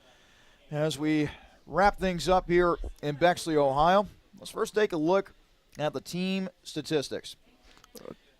Rushing yards for Ohio Northern, 129. Capital only had 33 on the night. Passing yards, Capital 149, Ohio Northern 169. Or actually, I take that back. Ohio Northern 182 passing yards, Capital 149 passing yards. Other team statistics of note from this game: penalties. Ohio Northern had 9 for 110, Capital 6 for 45. Time of possession, Ohio Northern had the ball 30 minutes and 17 seconds. Capital 28 minutes and 21 seconds. Third down efficiency, Ohio Northern 9 of 18. Capital only 4 of 16. And fourth down efficiency, Ohio Northern 0 of 1. Capital 0 of 2. And now for the individual statistics, let's go to Jonathan Brown. Taking a look at ONU starting off here, they were able to come in here at Capital and go away with a victory, but it all started off with their passing game here, and quarterback McConnell was able with 25 attempts, completing 14 of it with a nice 56 completion rate. 2 to the opposing team, but he was able to put 2 into the end zone on his end. And also along the way, you had some plays in there from backup quarterback Figueroa in there, getting his passing attempts in, going 1 for 2 as well. But it really came down to the rushing game, and most of it really coming from Brock Martin with 22 attempts and 88 yards gained, rushing the ball there. Figueroa right behind him with 8 attempts and 32 rushes of his own. Noonley had some action as well with 4 attempts and 14 rushing yards of his own. But through the air, McConley was able to get it to his number 1 target, and Austin Wick with 5 receptions and 80 yards, leading the pack with that. But Brock Martin was also a dual threat receiver. He had 3 receptions for 35 yards as well. And Jack DeMario had 2 receptions, 2 grabs of his own with 30 receptions and yards. And following receivers, another one, Nico Miller had one reception for 11 yards, and a couple other receivers had 1 catch as well. Great job on that side on the offensive ball. Taking a look at Capital side of the ball, we looked at Everson, who was trying to do both as a dual threat quarterback. He had completing 28 attempts out of 11 completion with a 39% with 1 interception. His leading receiver was Aurelius Walters with 3 receptions and 95 yards. Mike Elmore, a nightmare on Elm Street, had 3 receptions and 27 of his own. There was a few other Capital receivers who were able just to get 1 reception. Another one, Montoya, with 1 reception and 9 yards. Looking at rushing, leading the way for the Comets was Lance Matthews with 8 attempts and 23 rushing yards gained. Behind him, Engel was able to get 3 rushes. And Everson, with 12 attempts, was able to have 12 yards rushing as well.